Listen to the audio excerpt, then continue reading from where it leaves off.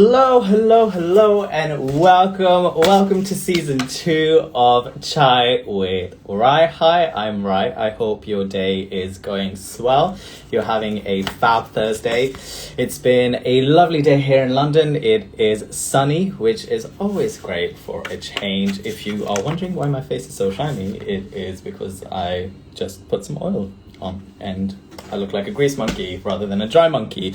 But hello to all. I hope you are happy that I'm back for season 2. If you want to watch any of the previous episodes, you can do so. I'm uploading them shortly and slowly on Spotify. I've uploaded, I think, up to episode 12, and I will be doing so later on. But you can go on my IGTV and look at any of the episodes. I call this show my digital jukebox of hidden gems, where I reach out to people in the entertainment industry and we talk all things entertainment, politics, socialism, and so much more. Hello, Rohit. Hello, Sham. Hello, Janvi. Hi, Ramita. I am going to get into today's show now, and let's just get into it. Ramita is here. So today, if you don't know, we have the wonderful co-owners and founders of Project Convergence, and we're going to get into a little bit of a bio for both of them. So the co-owners are Ramita Ravi and Vikas Arun. Vikas is a dancer, choreographer, teacher, artiste, and specializing in styles such as tap and contemporary. He's the first South Asian American to be sponsored by Capicio and to receive the residency at American Tap Dance Foundation and perform in Stomp, which currently he is doing. His credits include Good Morning America, So You Think You Can Dance, J. Crew, Vogue, Lincoln Center. He's a teacher at the Broadway Dance Center, renowned space in New York, and a guest lecturer at Columbia University for the Foundation School of Engineering and Applied Science, responsible for the development and operation of a course entitled Peak Performance, How to Manage It All Without a Burnout. Ramita is another wonderful dancer, artiste, choreographer, teacher, human being, specializing in styles such as contemporary, Bharatanatyam, jazz, and more. Her credits include Viceland, Good Morning America, Now This, So You Think You Can Dance, Class Pass Live, FX Fosse, Commercial, Puma, John Olivier, TNT, Hermes, we'll figure that out. New York Fashion Week, Kashmir, Alvin Ailey, and is also a faculty with Groove Dance, Headlines, and Imagine Dance Challenge. And as a consultant who has a passion for healthcare, she has worked with companies such as UX Design, Product Strategy, TEDMed, one of my favorite brands, Tomorrow Health, Advice Coach, and Stage Door Connections. Ramita, alongside, has also co-founded with a dancer named Nick, I believe, Artswork. If you haven't checked that out, we're going to get into that. And now let's get into Project Convergence, a dance company that is the union of Bharatanatyam and tap dance. The purpose of the company is to create a polyrhythm of culture, thereby showing that the two cultures can be united without having to erase the identity of the either. That was a mouthful. Conceived in 2019, the credits include BuzzFeed, Spotify, performance at the Lincoln Center, and featured in publications such as The Guardian, The Hindu, and more. And let's just get into it. Let's get you guys on, and let's get this on the road. I hope I've done your introductions justice. Hello? Hi! Hello! How are we? Good. How are you? Let me just pin this. You're on time. Vikas told me that you were running late, but here you are. I was, but we made. Here you are. I hope I did it justice and I haven't effed anything up, but you know. Oh yeah, that's great. I feel like I missed a lot of things. How are you guys? How's the weather? Whereabouts are you both? I'm assuming in New York, Vikas, because you're wearing a New York t-shirt. Oh, I didn't even realize I'm wearing this, but yes, I am in Brooklyn. That was very strange. Yes, I'm here. Ramita's in Pittsburgh. Okay, I have a question, by the way, because accents will have me going. Is it Ramita, Vikas? What are we doing? It's not the accent. Literally, no one knows. It's Ramita. It's Ramita. Okay. Wait, are you both Gujarati? No, we're both South Indian. We're extremely South Indian, both of us. Just wondering. All right, before we get into anything, we're going to play a little game. Are you ready? Yeah. Sure. Okay. I didn't invent this game. I'm going to take my jacket off. I don't know why I'm wearing it. This game is called the 5-second rule. I watched Ellen DeGeneres, and basically you have 5 seconds to name 3 things. Are you ready?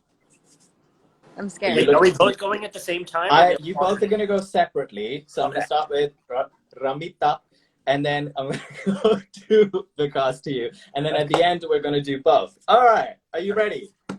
Let's hear it.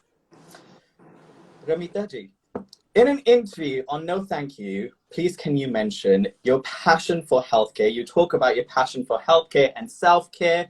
You talk how it's your friends know about it. As mentioned already, you've worked with companies such as TED Meds, and you talk about in the lockdown how you watch Netflix, such as Dear White People, Big Little Lies, Quantico.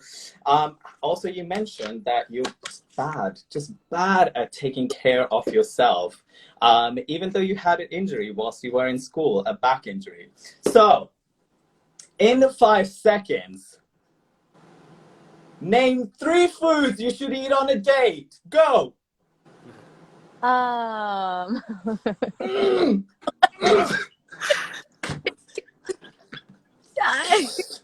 Bread. Okay, you have 5 seconds to name things. I just want to let you know that. All right. Whilst Ramita collects herself, because it's your turn. Okay. Okay.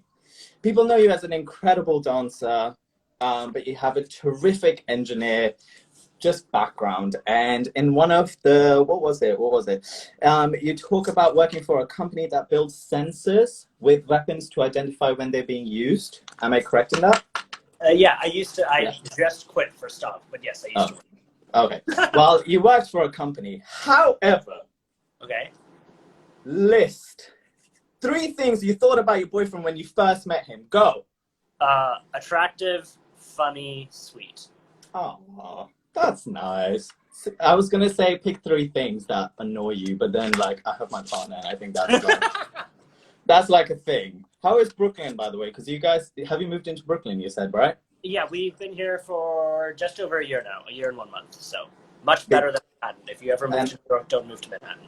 I think we stayed in the Bronx when I came over, and it was a wonderful experience. I got my hair braided by a beautiful, big, bosomed Jamaican lady, and I got tonsillitis in the same week. Oh, that's quite a trip. Yeah, Americans aren't great with medication over the counter. I had to like show my passport and everything, and it was an experience to say the least. American healthcare is not the beacon of healthcare in the world, for sure. I mean, we'll get there. I think there's something happening with Ramita's Wi-Fi, so I will go to you again. Okay. Whilst we do that, on an interview for Brown People We Know, calling in, you mentioned this, by the way, beautiful story. So if this person is watching, which they have joined a live before when I did it with Ishita and Brinda, you both were in a company, or are in a company, the Bollywood company known as Atma Performing Arts. Mm-hmm. And you mentioned this beautiful story on how you connected on tour, and you realized you come from the same space and your passions, and you wanted to do something together. Do you see where I'm going with this? Yes. Yeah. You talk about the fact how you two came together, and the only day that you guys could film your first ever video was by calling in sick on a rehearsal, which makes you sufficient at the art of lying. And then you also shared Chaya Chaya and your passion for Shah Rukh Khan and how that got you into dance as you're a child. So that just means you're a great actor overall. Let's just say that, should we? I don't know if I agree with that statement, but sure, we'll go with it. I think let's say that. All right. With that being said, in 5 seconds, say 3 things Rihanna would say at the Met Ball. Go. I'm hot. Chris Brown sucks. I don't know what the third one is. I'm hot. Can you do a Rihanna impression? Because that would be great. I have no idea what her voice sounds like. So. Wow. I mean, you've worked for Vogue. Yeah, but like she sounds so different in each album. Like, what's her actual voice? That's for us to figure out. I think she's got a consistent accent, though. Let's see if Ramita has left us or not. Yeah, she's left us. I think there's Wi-Fi issues or 5G. Do you guys have 5G in New York? Yes, but I think I'm on Wi-Fi right now. I don't know what I'm on. All right. Well, we'll just wait 2 more seconds and we'll just talk about the weather. How are the rehearsals going right now? And the show? We are back open, so most of Broadway is open now. As of Tuesday, the rest of Broadway opened. We opened July 20th. Right. So we're open, not full theaters at all yet. People are a bit scared to come back, obviously. But it's nice to be open and performing for people, and my body is dead. My legs are killing me, but, you know, my body will get used to it at some point, I'm sure. She's back. Sorry. Back. She's back. My totally dropped. It is so fine. All right. Well, it's your turn, and then you both get to go together. Are you ready? Yeah. Okay. In an interview on Spotify, on Dancers Doing Stuff, you mention your hatred for dogs. let's just take a moment for that. While studying the show, how did I not know this about you? I'm scared of dogs. You know? I've gotten better. apparently, so she said. Okay, I'm hatred. scared. Okay. I don't. And on your CV, you say that you are a proficient person in Spanish, and you showcase your acting skills in a YouTube sketch known as, was it Drunk Bollywood Mujhse Dosti Karoge. If you haven't seen it, just watch this clip. It's on YouTube. All right, it's beautiful. So with that being said, name 3 fruits beginning with the letter B.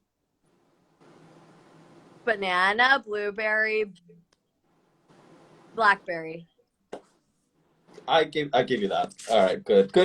Well done. All right, this last one is for both of you. If I can find my question, which is, Project Convergence came to be through your passions, as I already said. You guys skipped a wonderful rehearsal. By the way, I've seen the productions that Amit puts for Atma, and we're going to talk about Bollywood.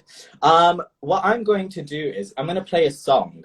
All right, and since it's the 5-second rule, you are going to do 3 styles of improv. Okay, I'm going to play 5 seconds of each, and every time I say change, you just have to change the style. And since y'all are just like so great at like teaching, at dancing, I feel like this is gonna be great. I have gone back to listening old school Bollywood songs and listening to like ABBA, and you know, I thought this song would just fit. So get in a comfortable space. Wait, yeah, I'm just gonna pick the song and just get into the feel of it. Listen to this song, let it sit in your bones. Let it.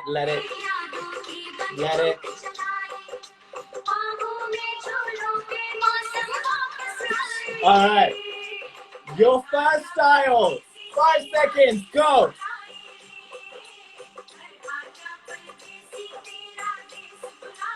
Switch the style.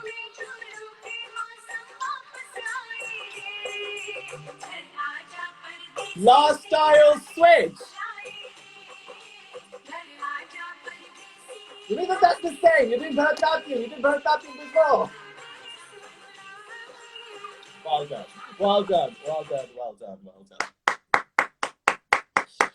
Well done. And now breathe. How are you today? How's it going? I like to start with a nice little impact and a hurricane of a moment, and then I like to calm things down.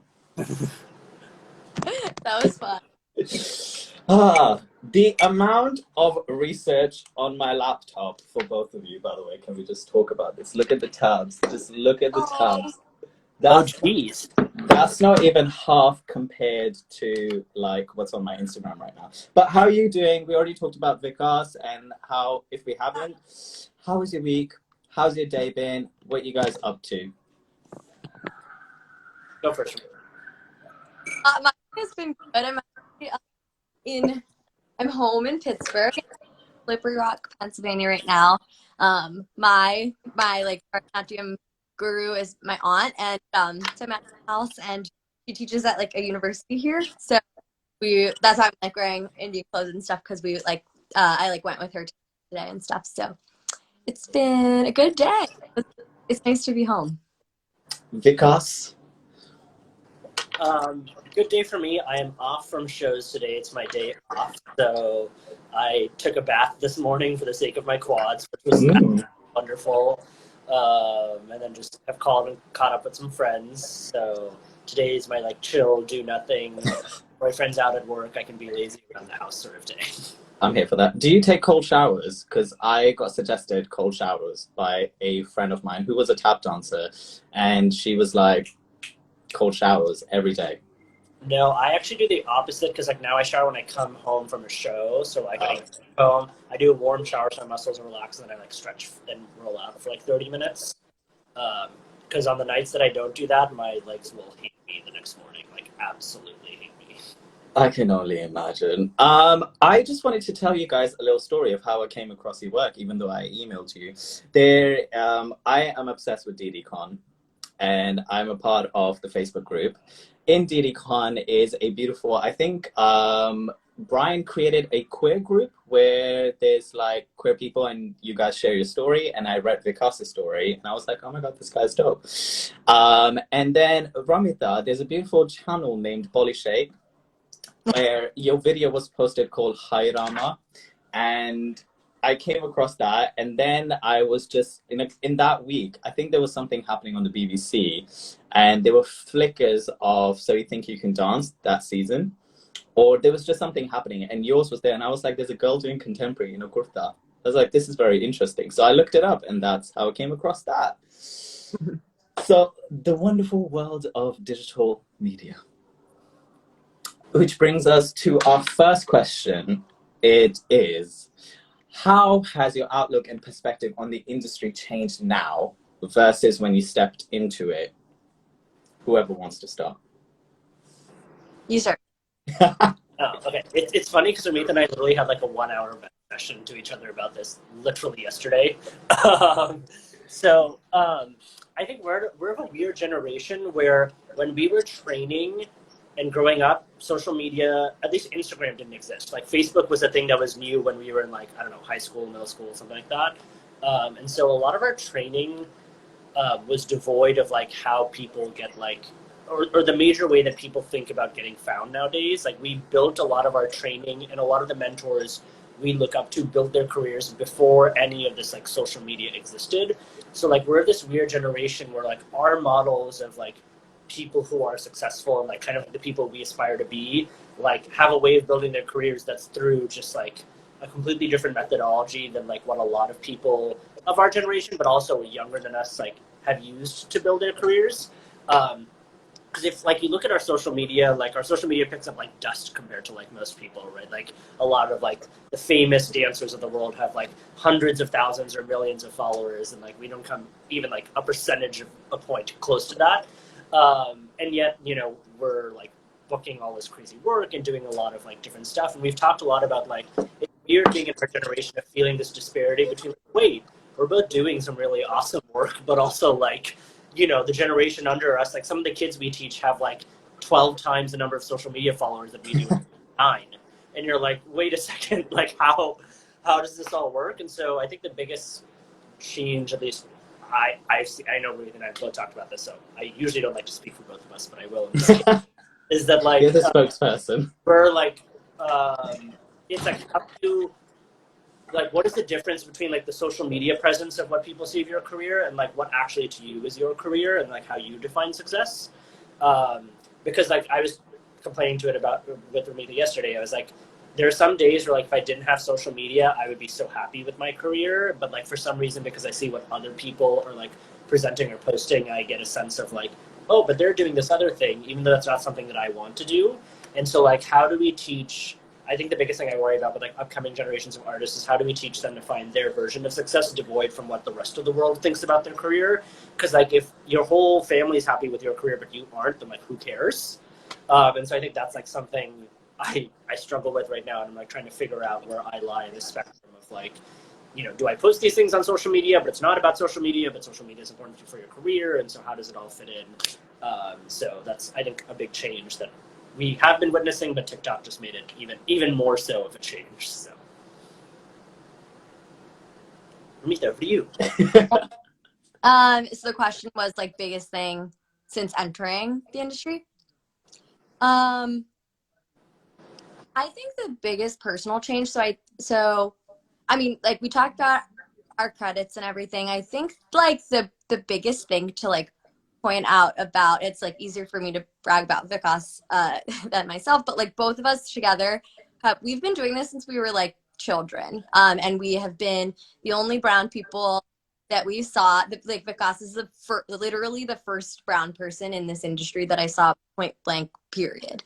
And like, there's a lot of Indian people who dance. I think it's like a really different experience to be like in the competition dance world where we grew up. Like we truly were the only people. And I think that's something like, when dance is such a big part of our culture, that's something that's like missed, is that this is like actually a really hard and unique experience. And so we talk a lot about how like when I entered the industry, like there are so many that come with that, right? Of like when I entered the industry, I felt very like stereotyped.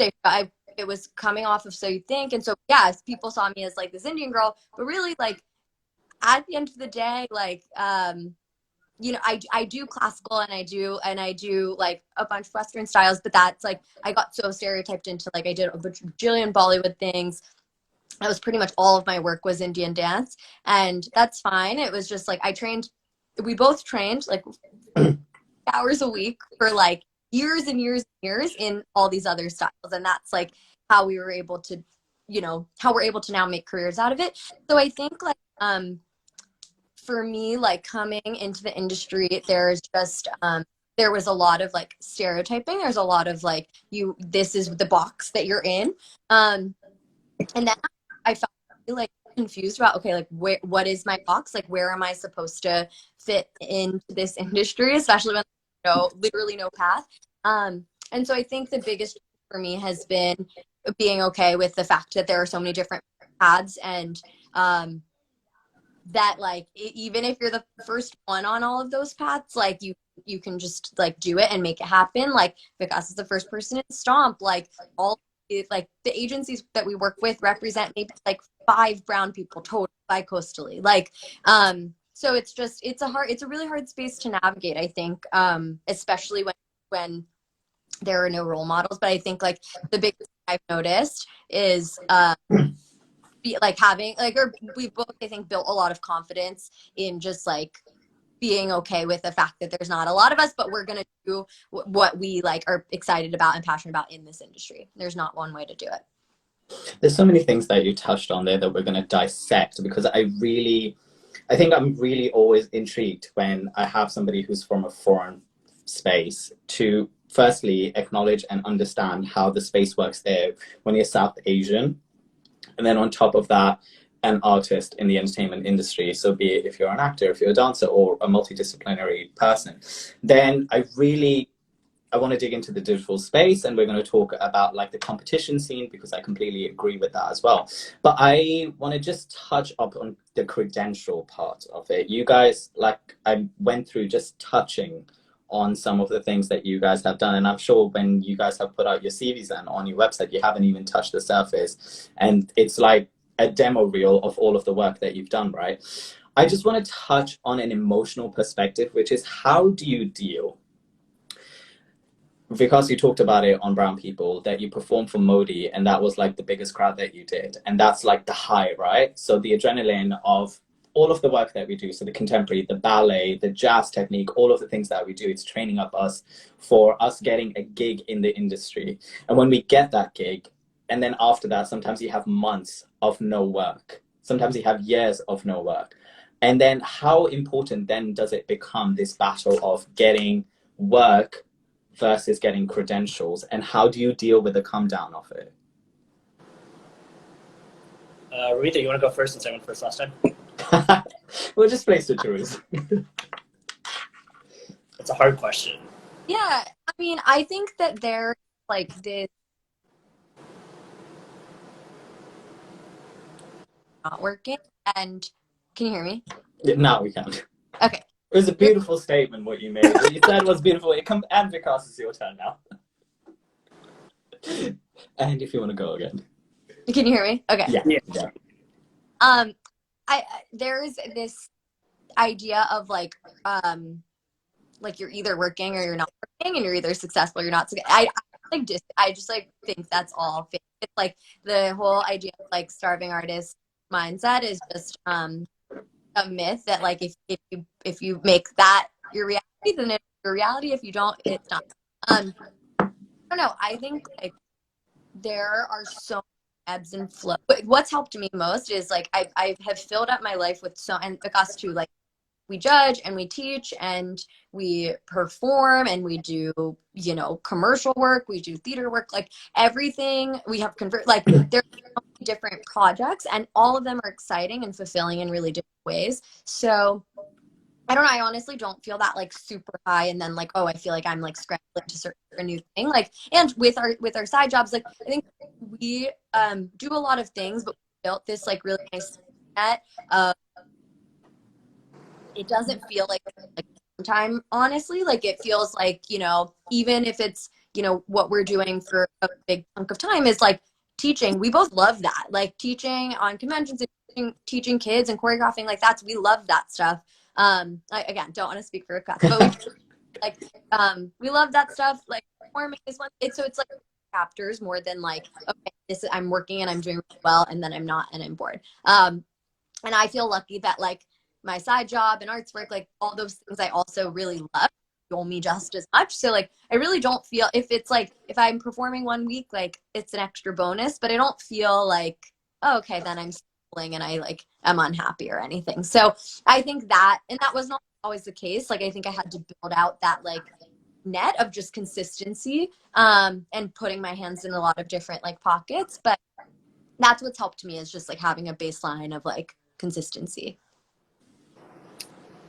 Yeah, I think for me, the thing I've learned from the like typical peaks and valleys of an arts career, and as we've kind of like climbed the ladders, so to speak, is that like just because you're doing work doesn't always mean you're happy, if that makes sense. And I think no matter where you are in your like rung of the performance ladder, you always think the people who you see as more successful than you are happier because they're doing the thing that you want to be doing, when that's like often not actually true. Like, I'm sure Ramita can speak to jobs which might have looked fantastic on her resume, but she hated. Like, for me, like, J. Crew paid me amazingly, got featured everywhere, but, like, literally did the Shim Sham, which is the tap dance national anthem, when we were, like, 5, and I did it for 10 hours.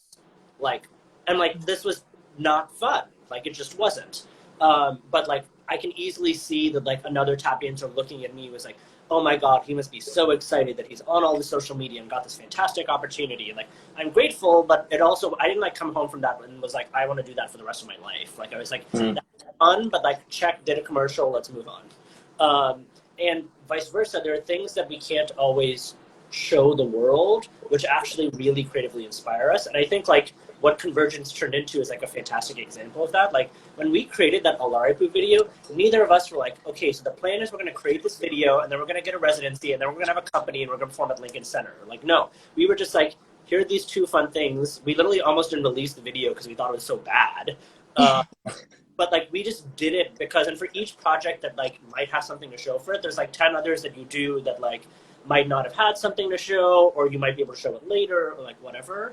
But like that's a lot of the work too. Similar to like a startup in the tech world where like once they announce that they have a product, they've already been working for like 2 or 3 years. It's kind of the same thing as an artist, right? But like I think because a lot of people don't get that, it's hard to explain like I'm working on this thing that I can't quite show you yet. But like, or like with Stomp, I was working with them for 2 months and learning the show before I could like announce that I was performing. So I think like that's the thing to learn is like the things that the rest of the world sees as the ebbs and flows are not always your creative ebbs and flows.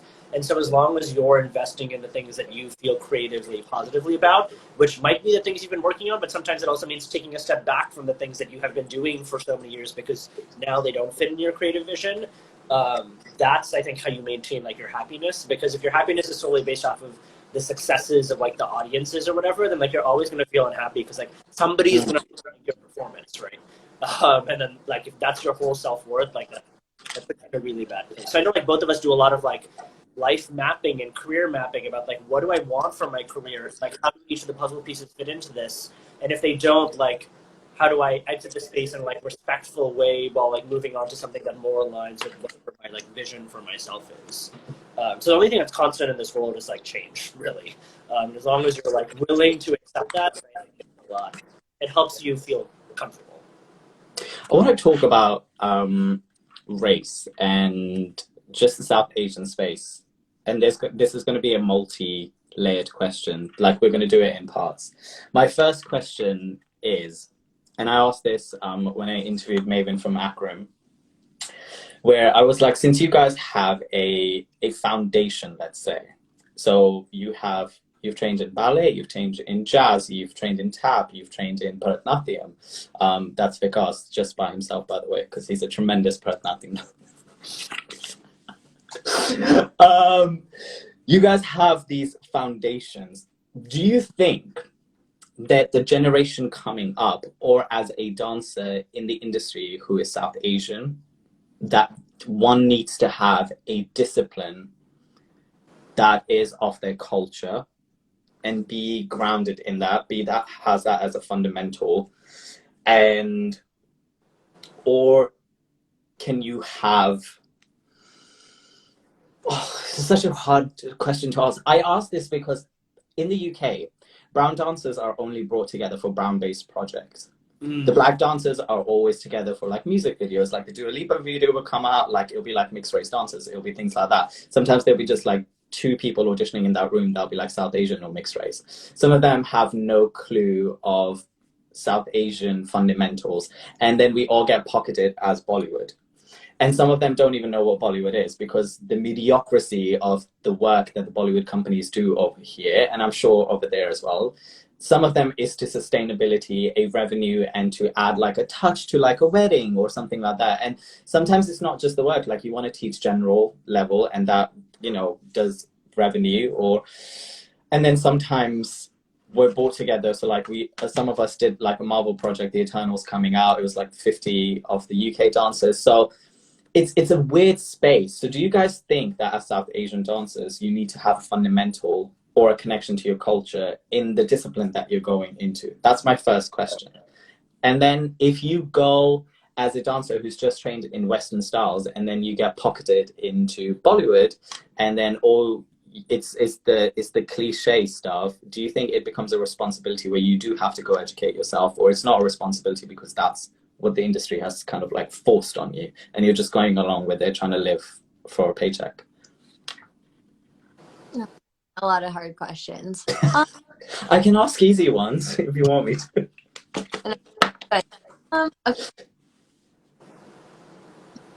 On the second one, yeah, I think that like if you've only trained in Western styles and like and your stereotype quality, like that's a hard one because one, like for me, I would hate that. Like if I didn't know any Indian dance and then that's like all people wanted me to do, I'd be like, even knowing Indian dance and having that be all people want me to do is like makes me sad. Just because no one should be stereotyped. Period. Like let's just like, at that level, let's just like nix that.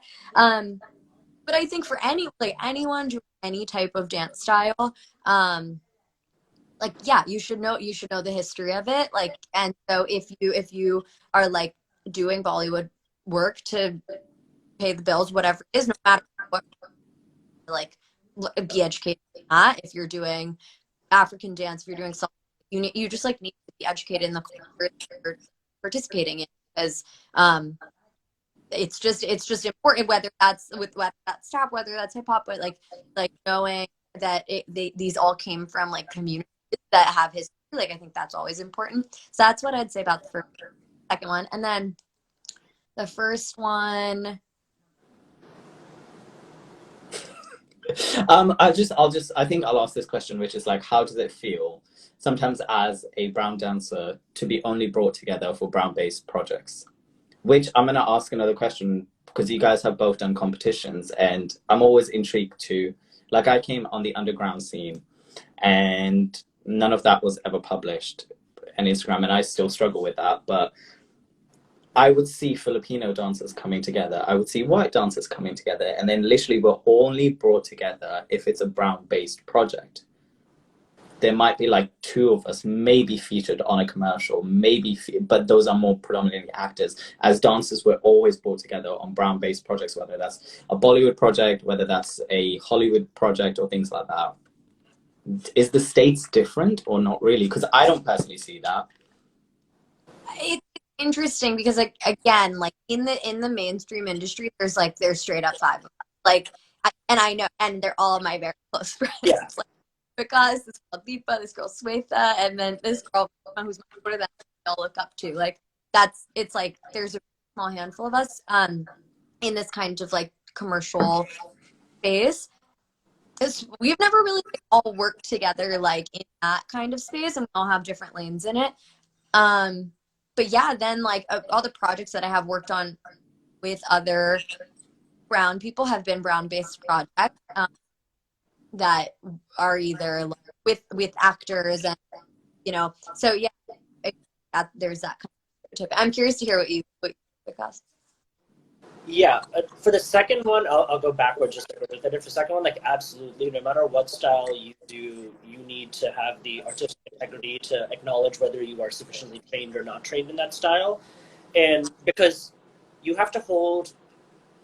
Like, just because my skin is brown, like, I've never lived in India, right? So, like, I think, like, Mystic India is a fantastic example of this. Like, Katie, who's one of the dancers in Mystic India, has lived in Chennai longer than I have lived in Chennai, even though I'm South Indian, right? So, like, arguably, her lived experience is actually, like, more Indian than I. Like, you could make that argument, right? And so, like, the point is, like, when both of us train, like, perform in Mystic, there are things that both of us had to learn because there were things that neither of us knew about the various types of dance styles, done in Mystic. I never done mudras before Mystic, right? Like then now I've like learned some of them by watching Ramita and the Bharatanatyam dances in Conversion, but I never like sat and trained in any of these things, right? So just because my skin is brown doesn't mean like I get a pass, because like if a white person did that, you'd be pissed at them, right? Yeah. Like vice versa, right? Like we get really angry, like for my voice to be sort of like valid in tap dance, which is a black art form, like it's only fair for me to go and study the culture and the history of the form and really breathe it before I even have the gall to like try and add something to it. But then like we have to hold ourselves to that same standard. Just because it's our culture doesn't mean we get a pass, right? Like is it even our culture? Because we're not Indian, we're Indian American, which is like almost a completely different culture from Indians. Like is it even my culture? Like I don't know, right? So I think there's that thing. So no matter if it's, I'm 100% with Amita. Like if I'm doing African dance, like I better have a project that's going to give me African dance training. If I'm doing Kathak, like I've never done Kathak before, you better give me someone who's going to train me in Kathak because I don't really know anything about it. I've seen it, but it doesn't mean I know how to do it. So I feel like that's really important because a lot of, how do I phrase this? Social media South Asian artists in the US have a bad habit of labeling a style as something and just thinking because they label it a certain way that makes the style that, right? So like I'm doing hip hop, so just because you say you're doing hip hop doesn't mean it's actually hip hop. Like it doesn't look like any street style anything.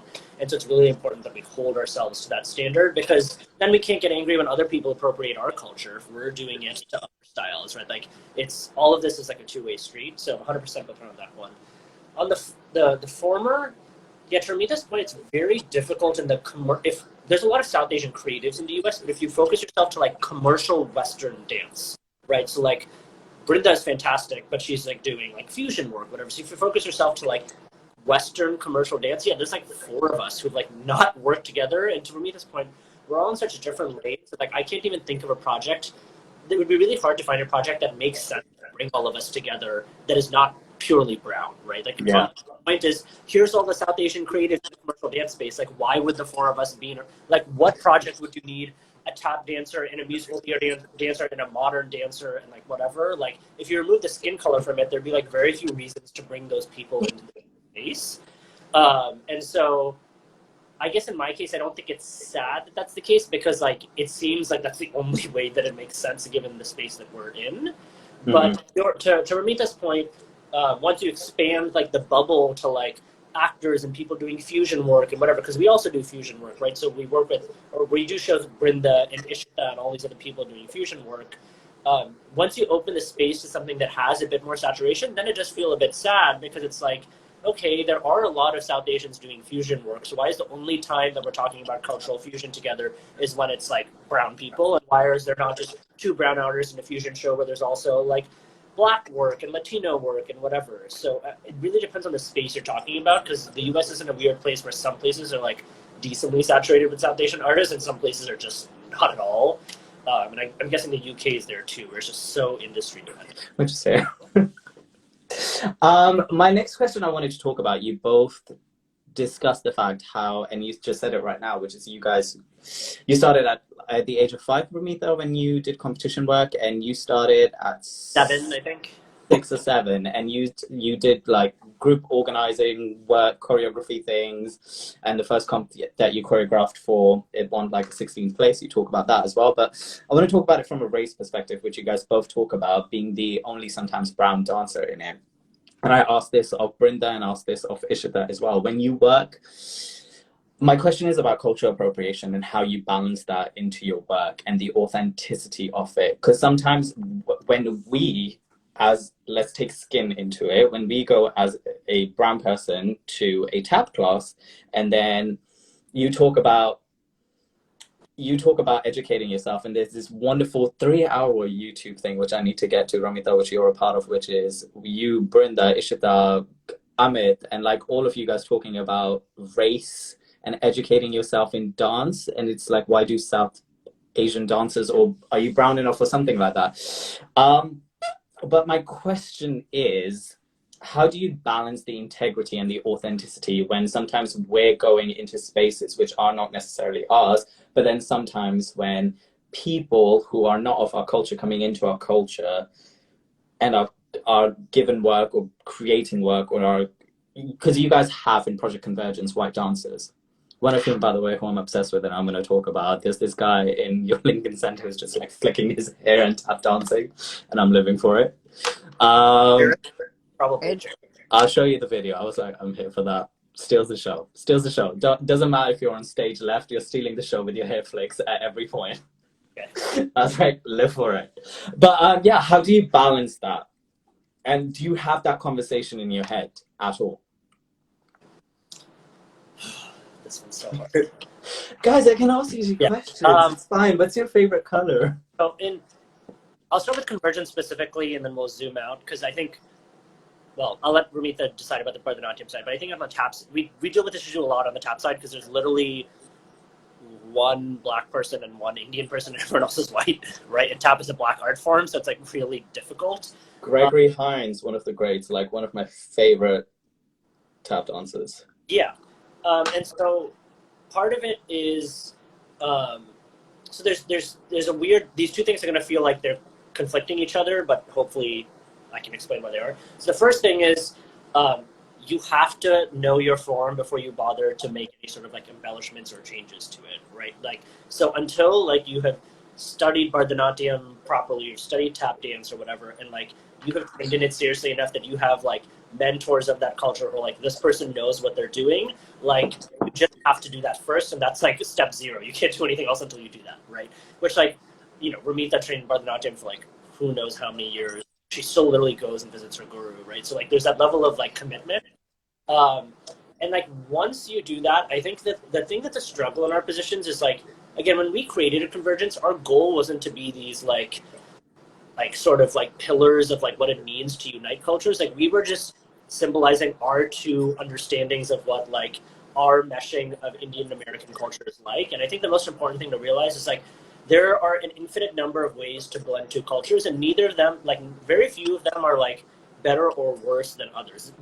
Some of them can be inauthentic, but like, for example, Ishita's work is almost like the exact opposite of ours from one perspective, because she tries to blur the boundary between the two cultures, right? Whereas like for us, it's very clear, like these are the Bharatanatyam dancers and these are the tap dancers, and there's never like a question about that. But that doesn't make like her expression of it any worse or ours any better or whatever, right? So it's this weird combination of, you first have to truly understand what the two styles are and the way that they exist, but then you have to be comfortable with like my interpretation. Like if we were to take like a different tap dancer and a different Bharatanatyam dancer and tell them to create stuff, it could probably, I mean, Brinda does that sometimes, and it looks like completely different from Convergence, right? And that's okay for there to be two completely different interpretations of how to unite the exact same two styles with people who have studied all of those styles equally well, right? And I think that helps you feel like there are wrong answers, but there's not just one right answer, if that makes sense. Right? As long as you're doing your work correctly, there are multiple or infinite right answers, which is why this work is so fun, because you can do it forever. But there's that. So that's the appropriation side of things. I think the other thing that is a struggle when you, like if you take Mystic India, for example, it has a very diverse cast, right? There's Indian men and women, but there's white men and women, there's black men and women, there's like people of every color in that show. And I think the thing, especially in this day and age, is people who don't understand are very quick to comment without doing any work on what the background of the creativity is. What I mean by that is like we were in Houston with Mystic India doing a gig like a month ago. And one of the audience members came up to me. There happened to be no Indian girls at that gig. It was just 3 boys and 3 girls. And the way the cards fell, like the Indian girls were on the West Coast because that was their availability. And like that was just how it worked out. And she was purposeful. It was purposeful. Indian girls doing this gig. And she was like, whatever. And I was like, you don't understand like how much work these 3 girls have put in to learning the different dance styles of this culture, to how much they teach about it. I'm like, they're better trained in some of these styles than some of my brown friends. But like, you haven't bothered to understand what our rehearsal process is like, the respect that they bring into the room. Like, they send us Bollywood songs that like I haven't even heard of sometimes, right? So like, they're really invested in the culture, but people are very quick to comment without knowing that because they just see, oh, there's 3 white girls. And like 3 white girls doing Bollywood can be appropriation, and like 95% of the times it is, but is not necessarily always the case. It depends on who's doing that. But people really struggle to take that level of nuanced approach of like, hey, Ramita, why did you make that choreographic decision? And let's have a conversation about it. They just see like, oh, Ramita had white people in that video. That's a problem, right? They're not able to have that level of distinction. And so the way I approach that is just like, you don't know shit about like how we created this work. And so like, if you want to make judgments based off of 30 seconds of an Instagram video, like have fun. But like, we know that we've put in the work, and our mentors and the people around us know that we've done this with integrity. And if you don't want to bother to like invest yourself in understanding why that's the case, then like have fun being trigger happy on Instagram and feeling like you've done anything. Because making those comments without doing any work doesn't move the world forward in any way whatsoever, right? Whereas like the dancers we've created understand these cultures in a different way because they've actually invested the time, and like they're going to go on to be more accepting people because of that experience. And like, that's the like gift we've given them, no matter what like some random uncle or auntie thinks on Instagram. Right? So that's my perspective. Yeah, similar. I mean, I agree with a lot of that. I think just speaking to like the competition world a little bit, there's like a lot of creation. Can you hear me? Sorry. No, I can hear you. Yeah. Okay, sorry. I said there's a lot of racism. There's a lot of appropriation. Next time he judged the competition as like he has a sticky note, and he's just like, you know, a gay white man, but he tallies the appropriation. Like he makes like a list of like all the like things that are insensitive. There's a lot. And so we play, but all that to say, like that all really, there is a fine line. The issue there is like 9 times out of 10, it's just something flashy they saw on YouTube, and then they want to like take it and they're not hiring brown people. They're not like actually getting that education or that training from someone. But then, you know, sometimes it is hard. I think that like we go to places where like we are teaching white people like in dance style, whether that's Bollywood or classical, and like it is tough. You have to like really be careful, and we both I think created like ways to discuss it and to actually like share it in an important way where it's not like someone like a YouTube video and it's like, oh, okay, they're dancing, they're like doing it's like we really try not to do that because it makes it feel like can you hear me? Sorry. Yeah. Every time my eyes go. Yeah, I know. Not helpful to anyone. But today, the class that we taught, it's my aunt's class that she's been a Bharatanatyam dancer for 60 years, 70 years, and I like went to teach her class, and we did like she brings me in once a semester to do a more like kind of like to show them what else you can do with Bharatanatyam that's more similar to like things they know. And the thing is, all of these people are training for a whole semester in Bharatanatyam, so it's cool. And it's like not like the piece that we're teaching them is not just like this day. It's like they have a whole semester of training. But if you just saw a quick video, you wouldn't know that. So it is like a little bit nuanced. But I think you just have to like go back to the root and think and like ask like who taught this that on you? Like are they coming from an informed place? That's for any culture, right? Like because even with tap or even like things like Indian dance are really overt, but for hip hop or tap, it's like you need to like, or even if it's a white person teaching another white person, like they need to be informed about like what they're teaching and what they're sharing. It's and that's period for anyone. Like you just need to know what you're teaching. I know the history of point blank. I'm seeing how we're doing for time. By the way, just a thing I want to let you know. Instagram allows 4 hours of Insta Live. I have done a 4-hour Insta Live with somebody. I don't plan on doing a 4-hour live, but if you are rushing, I think I'm gonna hurry up. But just let me know, because I know you said that you've got time today. Ramita, I don't know what you're doing, but you just tell me and I'll just edit the questions down and, you know, we'll just... So how are we doing for time? Y'all got like, let's say a couple of hours in you. I'm joking. Have like 15, 20. Sorry, say that one more time. I probably have like 15, 20 minutes if that works. 15 or 20 minutes. Oh, I wanted to play games. Okay. Right. Well, I'm going to ask you this question and then we'll just have to move on. And we'll probably do a part 2 then. I wanted to do... Going to. I just... She got work to do. She got bills to pay.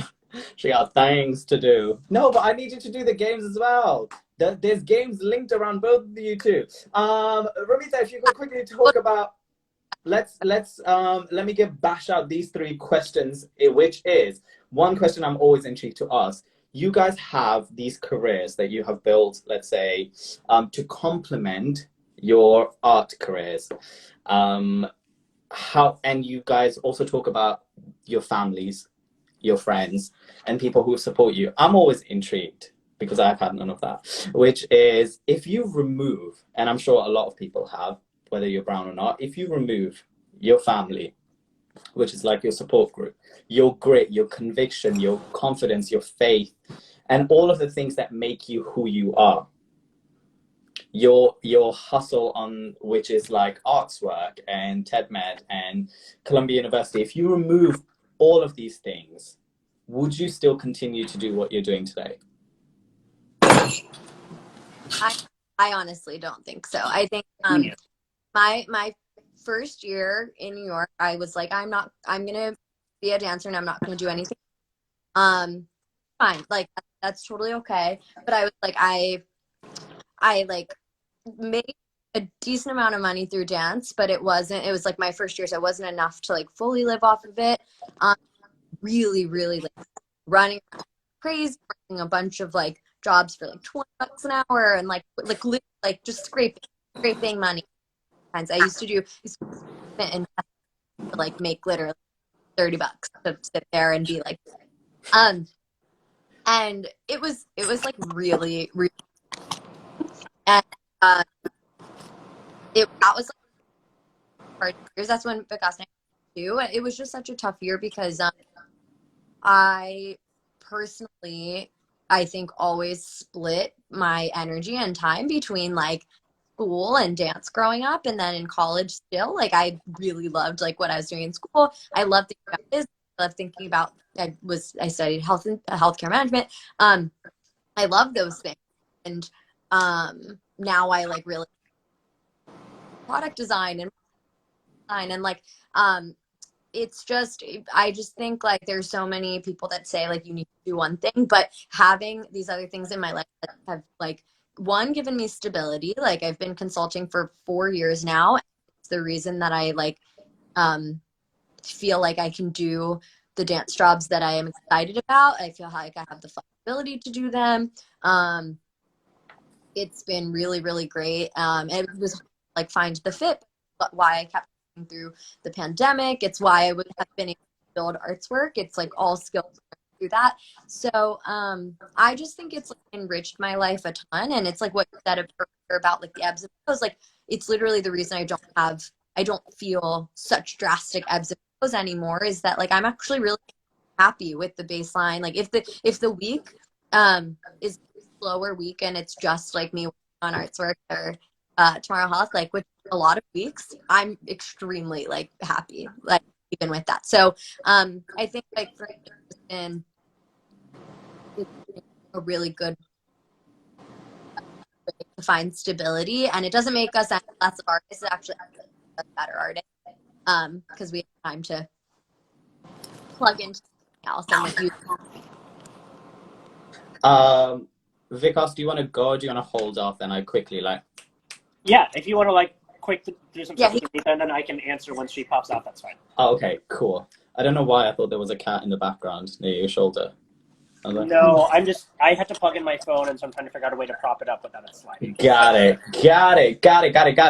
All right, the next question. Let's talk about arts work. Let's talk about Tomorrow Health, TED Meg, and all of those wonderful things that you have done. For those of people who are in the UK or in Europe, Artswork is a platform that Ramita and Nick have created. Nick's full name I do not know. Ramita will say in a bit.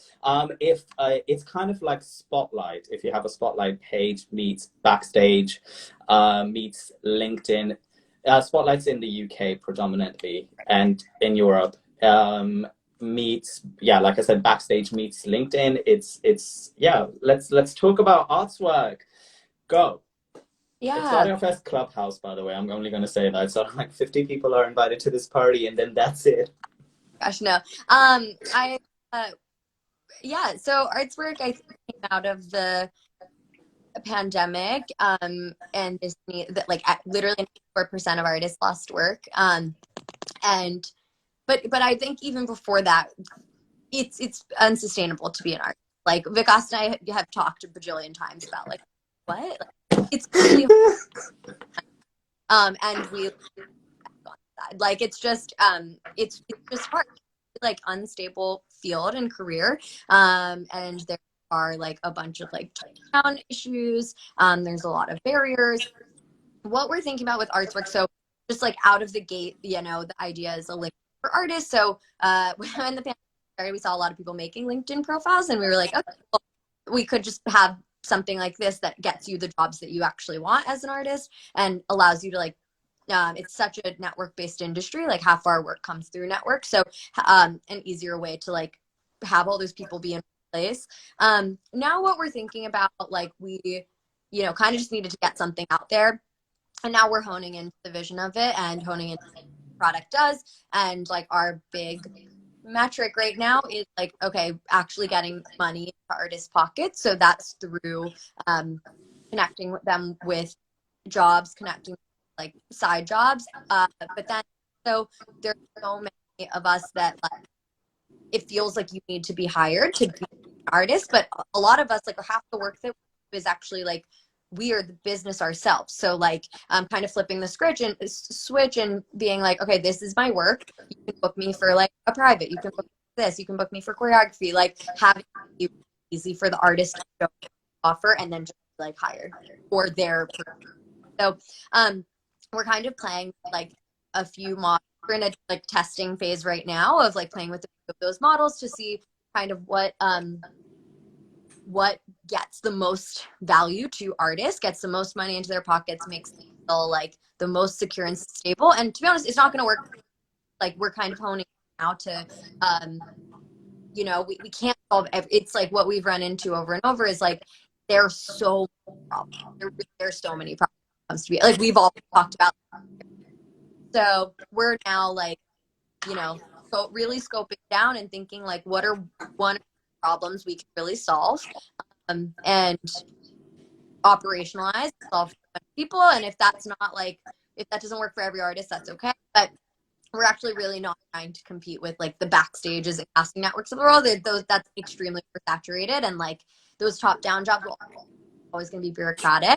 What we're trying to think about is like how can like peer-to-peer help each other, and how can like the entrepreneurial work that we already do, how can that be like consolidated? How can we just like, make money for those things that we already do more consistently, more regularly? How can all that be streamed?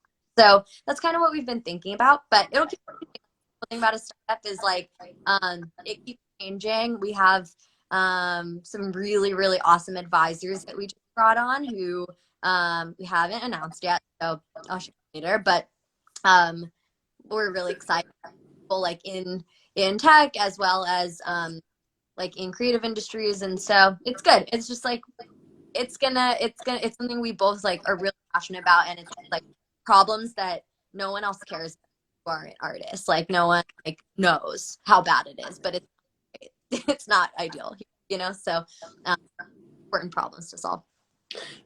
We talked about your healthcare passions already, and I'm just intrigued to know, because I think sometimes as performers we can be very desensitized from our emotions because we're just very much about like creativity and just go, go, go. Or sometimes if we're feeling like sad or depressed, that fuels the work that we create, vice versa. If you're happy and things like that, you have this passion for self-care and healthcare. Like I said, TEDmed, if for those of you who do not know, I love TEDx talks, and TEDmed is a brand. So like it's a vibe. So where do you get this passion from? My like whole family is in healthcare, very local, but they're all in healthcare. I was pre-med for most of college. I've always like I wanted to be pre-med and a dance major in college. We didn't have a dance program work out that way, but I don't know. It's always been interesting to me. I think I studied management, so thinking about it at like a system level is interesting, how different things together. And it's just been like all of my consulting work has been in healthcare. So TEDmed was awesome. I think that was like a cool opportunity, like really at the intersection of like healthcare and like honestly like creativity, like just the whole point of it, like sharing stories about like talking about healthcare in really creative ways. Like that's the whole point of TEDmed. And then I got to run a program called Thrive, which is like sharing these like entrepreneurs and connecting with entrepreneurs with resources. So it was cool. That's really cool. I work for another company that does like durable medical equipment distribution right now. So it's way more super. And I'm on like the product and marketing side. So anyway, it's just been like a field. I've terrible healthcare. I'm literally probably the worst. It's healthcare in self-care totally out the door. Like I knew what Vikas. I like don't. I don't take care of myself. Both of us, it's really funny. We're both awful at taking care of ourselves, but when the other person, we're like, oh my God, we need to take a break and like have some wine and whatever. And we yell at the other person all the time, but are so awful at doing it ourselves. It's like really crazy. Yeah. I have that. Percent. I think that is usually like, I don't think it's just a performer or creative thing. Like we're just usually bad patients. Like we're just bad patients. You have 2 minutes to answer this question, and then I really want to play some games. Go back and forth. I have a little more time. Don't worry. No, because I was going to say because and I will one play thing I around, want to add about art's work that Ramita didn't like quite say in her story, which I think is important for viewers to hear, which is like, yes, it was born out of the pandemic, but like the idea was festering for so long. Like the number of times that like we'd had conversations, and she's always like, you know, it's like I want to find a way to provide healthcare to freelancers. Like there was all these problems that came up, and so like when the opportunity presented itself, like yeah, okay, art's work was created, but I think like people need to understand like there's work that happens like in this building behind the scenes, and then there's a moment where it explodes, but like that didn't come out of like nowhere. I think people think sometimes like, oh, she was just like opportunistic and like the pandemic happened. Like that's not really what it was. It was like there was this problem building, and then when it like there was a moment in society where it became so obvious that like the stars aligned and it all made sense. But I think it's really important for people because like it was the same thing with Convergence. We were talking about it, we're creating videos, like, and so I think it's just important for people to understand that like whenever these sorts of projects launch or whatever, that there's just all that time beneath the surface that no one sees or really hears about. But like that's really how the creativity starts and why the idea was born in the first place. Yeah. So it's just like important for people to like hear that.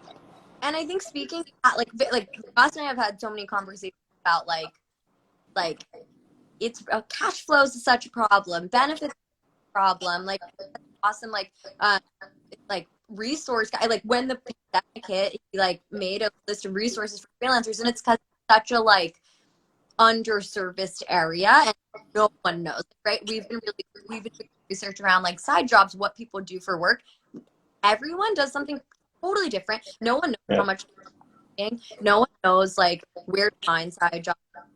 Is kind of scattered, and like no one talks about this stuff. It's like you get handed a piece of paper that says here's your side job.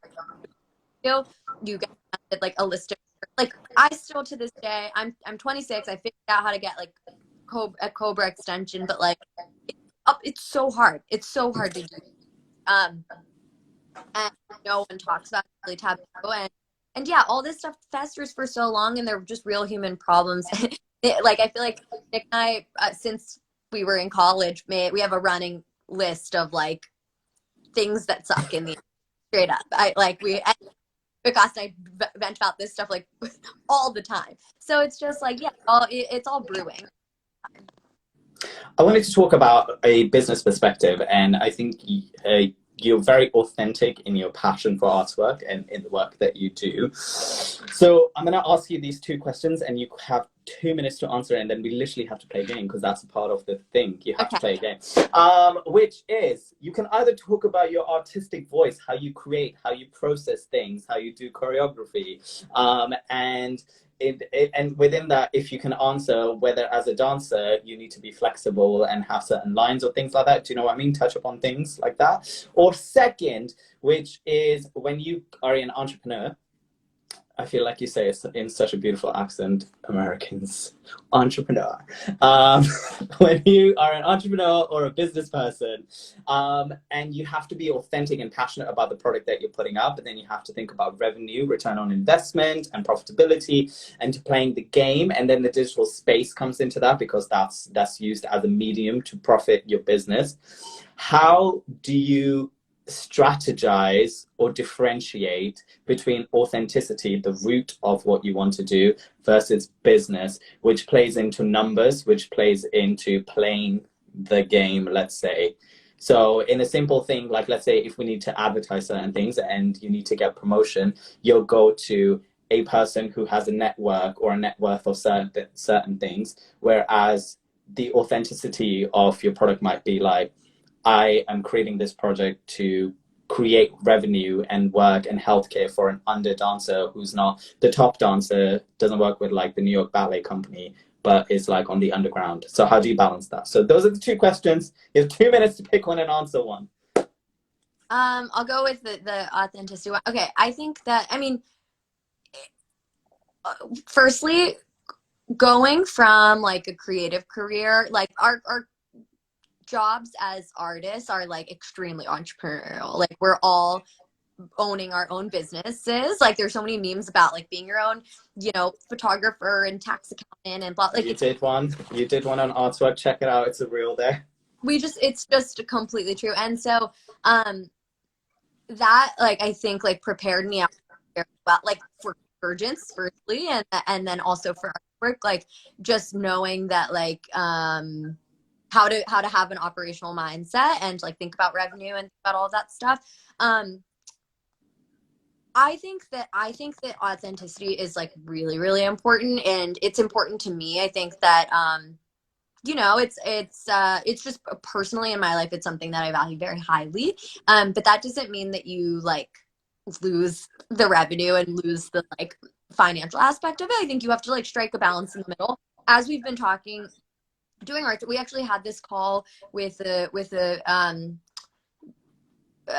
investor once who he was like, oh, you should get like creator economy, like this is booming, it's like this whole big space, and like he was like talking about like influencers, TikTok, like that kind of thing, and then just like the way that like I think it was just there was like he really wasn't kind of understanding our space and like the people, and we were like, oh, I mean, like the things he's saying are valid. It's just that's just not what we do, and that's not what we serve. And like, to be honest, there are like thousands of products for the creator economy. Like, we know that this demographic is like who we want to serve. We know that like what we care about, and like we are going to make a revenue stream work in this space for the people to solve the actual problem that we want. I think that like if you don't have something you really care about and are just money, like what's the point? Like you can make another tech product, but you have to have like something that you really care about. Like the problem of like artists not being able to do this career, it makes me emotional. Like how much I care about it. That's how much Nick cares about it. I know Vikas cares about it just as much. Like it just that like I think you need to have that authenticity, or like what's the point? And I think the money always kind of like, I have my parents to thank for this too, of just like even in my career, like they were the ones that were like you have to care about what you're doing, and like money will always flow if you're doing something that like you care about. And so I not a lot of Indian parents that way, so I'm really they have their works, but they are, my dad does always say that, which I really appreciate. So anyway, that's my answer. Authenticity. Cool. Let's play some quick games. All right, let's do this. This section of the show is called Sip a Chai or Play with Rai, which sounds nasty, but it's not. It basically means I'm going to throw some things at you. If you want to play, you play with Rai. If you don't, you sip your chai. Are you ready? Your first. Listen, I'm trying to get a game show off this, okay? Lisa, Linda, have you ever seen that video? Linda, listen, Linda. If you were a movie, what would the title of the movie be? By the way, this is rapid fire round. I've already said I think I need a TV show called Why Is Nothing Ever Easy, because I just got the cancel flights, like cry at every like major trend. Why Is Nothing Ever Easy would be the title. Tell us quickly the brief story about it, which you already have. Cancel flights, things like that. So it's about a cosmopolitan girl. Everything is always harder than it needs to be. That's it. That's the whole story. What would the title song be, the opening credits? What would it say? In 4, 3, 2, 1, you sing it. I don't know.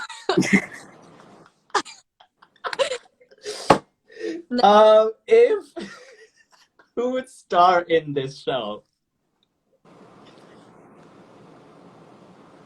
I think it's off of Never Have I Ever, to be honest. It's just like Never Have I Ever, but my own version, I think. Mindy's suing you. She's suing you. I would sell it to. Okay, cool. If you were a dance post, what dance post would you be in? Do it right now. I would be something with my right leg in the air. That's all I ever do. Cool. If you were a plant, what plant would you be? I would be a jasmine flower. That's my favorite flower. If you were a drink, what would you be? A green tea shot. It's like a thing. I have had it, but it's nasty. If you were a food, what would you be? Go. White bread. No, actually, I have asked. Oh. Wait, because people Pop Rocks. I would be Pop Rocks. Oh, you chose white bread. We're going with white bread. Right, favorite food. That's why I said that. If you were a dessert, what would you be? Which can be Pop Rocks. Pop Rocks. If you were a clothing item or a fashion trend, what would you be?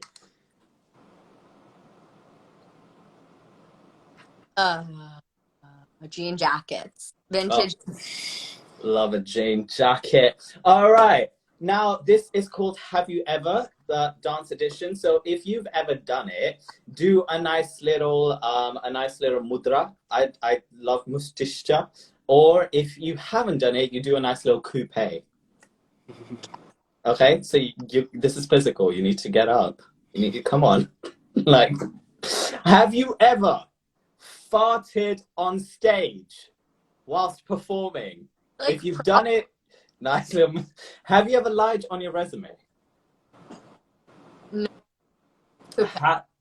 Is that no? So you need to do a coupe. That's a very lazy coupe. Thank you. Have you ever hooked up with a fellow artiste? Yeah, my boyfriend and I met through the art. So yes. I didn't know you had a boyfriend. I would have asked you questions on that as well. I've got Vikas. I've got questions for you and your partner. A lot of people think it's Vikas. Oh my, Sadly. the number of people. Oh, for It's real? so funny. People are like, oh, like, how is The boyfriend. how's your boyfriend? And I'm like, oh, he's good. He's like in California. Like, wait, Vikas has moved to California. I'm like, Yeah. I'm here for that. Have you ever flirted with somebody to get something? So that can be to get into a club, that can be to get to a job. And if you could tell a little story with it, that would be great. I honestly don't think so, to be honest. Basically, I'm trying to say, have you ever been a hoe? That's a different question. But Have you ever had a wardrobe malfunction? oh, so many. Wait, So, this Ramita and I in Columbus, in Mystic, India, were partnering together. Do you remember this, Ramita? And 10,000 person theater in Columbus, and we hadn't tech that day because I had to do, like, I missed tech that day. Yeah. And we changed the formation, and we're partnering. We are dead center partnering. And I run up to her, and her leg comes up, and the back of her top just goes, whoo, yeah, it was just like totally on 2 TV screens, 10,000 people. And What do so, you do? So Ramita, like, we know each other well enough, obviously, at that point, like, I felt it and I just looked at her and she just started moving. And so I was like, okay, we're going to improvise off now. It's the middle of Chile. So, like, what the fuck are we doing? So we're just, like, improvising off. Like, she runs off with me and whatever. And the best thing is we finished the show and our director goes like, oh, I didn't realize you guys changed that section. That was nice. And we were like, that was not an intended change at all. But we were dead center. So, like, the center of the stage is now blank, and there's 2 couples on the ends of the stage, like, awkwardly doing this partnering without the leads. It was so weird. I'm here for that. I'm here for that. Have you ever forgotten a step? every time. Yeah. Injured on stage or a TV show? My only broken bones. Actually, someone kicked me in the face during a rehearsal right before a show. And then I broke both my middle fingers. And one was also on stage. I like whacked someone. And then this is like probably not appropriate, but it was in college, and so all of our alumni come back and they like party during the whole thing. So this like drunk alumni gives me just like a glass of alcohol as an ice pack to like put my finger. So you're getting like wasted at the same time you're like dying. All right, the next section is you and Vikas have known each other for such a long time. This section is called Boom Cack for Your Life. The physical part. It's the physical part. It's the physical part. What I'm going to do is I'm going to play a video of Vikas dancing, and then I'm going to pause it, and then you have to make the next 2 counts of 8, okay? Because you two should know each other. You mean I have to do what he did? Yes. No, like, you have to fill in what the next 2 8 counts are, like, supposed to be, I think. On you? Yes, yes, Oh, Linda.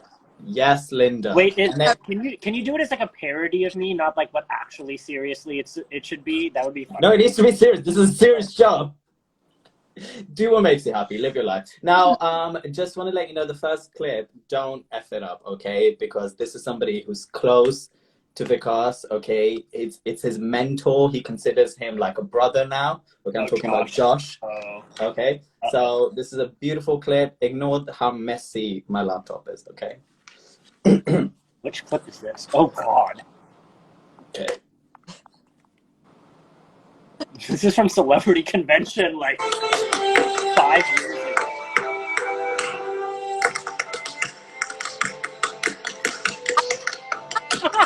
Okay, beautiful. It was a tap, boom. Good luck. Something like that way. You And gotta then, make up 2 counts of 8. and then like I don't know, I feel like you do a lot of like weight shifting, maybe like one of those things, or like what? It's actually really funny because like, some of my soloists have competed before, and Ramita will text me afterwards being like, that must have been your choreography, right? Like, she knows it really well. All right, let's have a look. Let's have a That look. was actually right. I think there's a. Here it is. Wait. Oh, he did leave! Yeah, see? He did leave! You're right. Okay, this is a wonderful contemporary piece. Are you ready? Okay. One of the ones we did together? Oh, this is Chelsea Cunningham. LOL. I'm living for the long hair. It's giving me Zac Efron. This is like the most contemporary. This is the most modern contemporary. There you go. I feel like you would do like a down up situation, Yes. and then maybe like a Two counts of eight. Two counts of eight. maybe you do like a touch your face situation, Yes, not inaccurate. the floor situation. Uh-huh. I feel like there might be some sort of. Yeah, maybe something like that. Okay, let's have a look. The sad part for you is this is not my choreography. Oh. This is Chelsea No! Cunningham.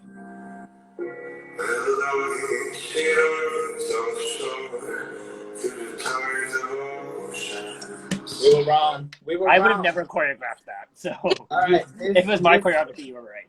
This next piece takes us back, okay, and it's very emotional. So please, it's like I read the caption. This was a very emotional piece. So get some space, get some space, get some space. Wait, why doesn't Vikas have to do any? He'll do yours. I'll do yours, I guess. Yeah. Okay, are you ready? This is a very emotional piece. Okay. Actually, say it. Yeah.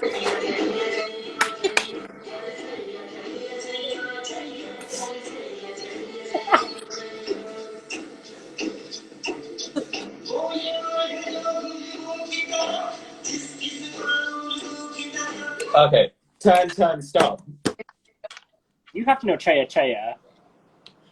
And then he goes like this or something. Yeah. All right, let's have a look. Let's have a look. It's a 5-minute video. I'm very. I literally did the whole song.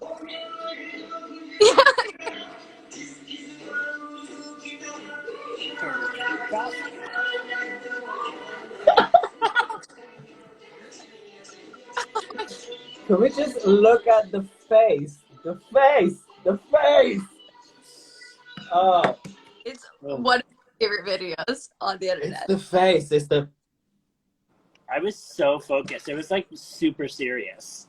I'm here for it. I'm here for it. All right, we're gonna end with this 2 last questions, and then you're free to leave, and then Vikas is just gonna be you on that. To quote Lady Gaga.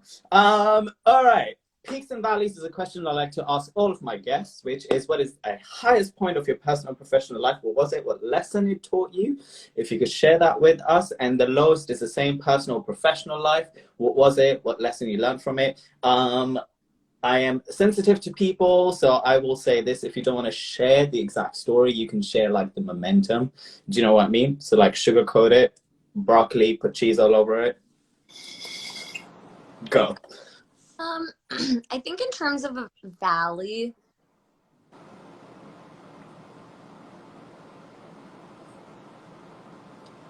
I think most like transformative experiences has like been my first year in New York, and just like I think everything. I made a list at the like when I moved of everything I was scared of. I think every bad thing that could possibly happen like did happen, which is crazy. And but it was such a like a pivotal learning time, and I think that like I'm just very, you know, it taught me that like I can kind of like go through a lot and I can on the other end with like positive attitude, and also like, you know, it dismantled so many beliefs that I had before, and just like challenged things that I think were like important to shed, like just like beliefs that like were important to shed. Really grounded. I think like it was definitely tough to go through all of that, but it's been. And then a piece,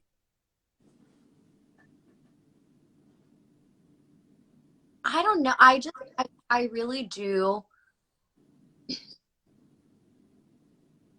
Generally now, like we were talking about this, like there are so many like there are a lot of jobs you can't talk about. There's a lot of jobs you audition for or make through the whole process for, and then you don't get to do. But like being there was like there have been like movies, there have been TV shows that like I'm in rooms with like absolutely incredible people like look up to, and being in those rooms really I get so emotional because I'm like, holy crap, like no one can see this means so much to me. Or teaching kids at conventions, like we didn't have brown people to look up, like seeing if there's a brown kid that I see at a dance competition or convention, every single time I cry, like hands off person, but every time. And then recently, like I think I'm just super proud of like the work. Like this summer I've got a movie, a music video, a people workshop, a TV show, like all these things that, like I can't really talk much about yet, but like it's just I never, and I got signed by Coastally, like I would have never ever thought that, like I could be able to do these things. So I'm just like really proud of like where I am, and I feel happy, and I think that's like the most important part of it is just like it's not even about like whatever, it's just like I'm really happy, like I'm happy with what my life looks like and career looks like, and I think it's like a high point now. So feel really grateful for that, especially coming out of a pandemic. Like the pandemic was hard, it was really rough. Being able to come out and feel like good and secure and happy, like very exciting. I'm going to give you 3 questions. You choose one and you answer it. What words would you give to your mirror self today? What does the future hold for you? Like, what's the give? Or third, what's your favorite type of chai? Are there multiple types of chai? Yes. It's tea. Chai is tea. You just have different types of chai. Oh, like I don't know. I just like normal chai. I like chais with coffee in them. Was chai also. So maybe. Well, if you ever come to London, I'll make you my cardamom oat milk chai. Oh, I love that. Sounds Love great. a bit of that. Thank you so much. I appreciate ya. I'll probably message you both after anyway, but thank you so much. I really, really appreciate it. Check out everything Ramita does. Share her love. Show her just like support, because we all need love.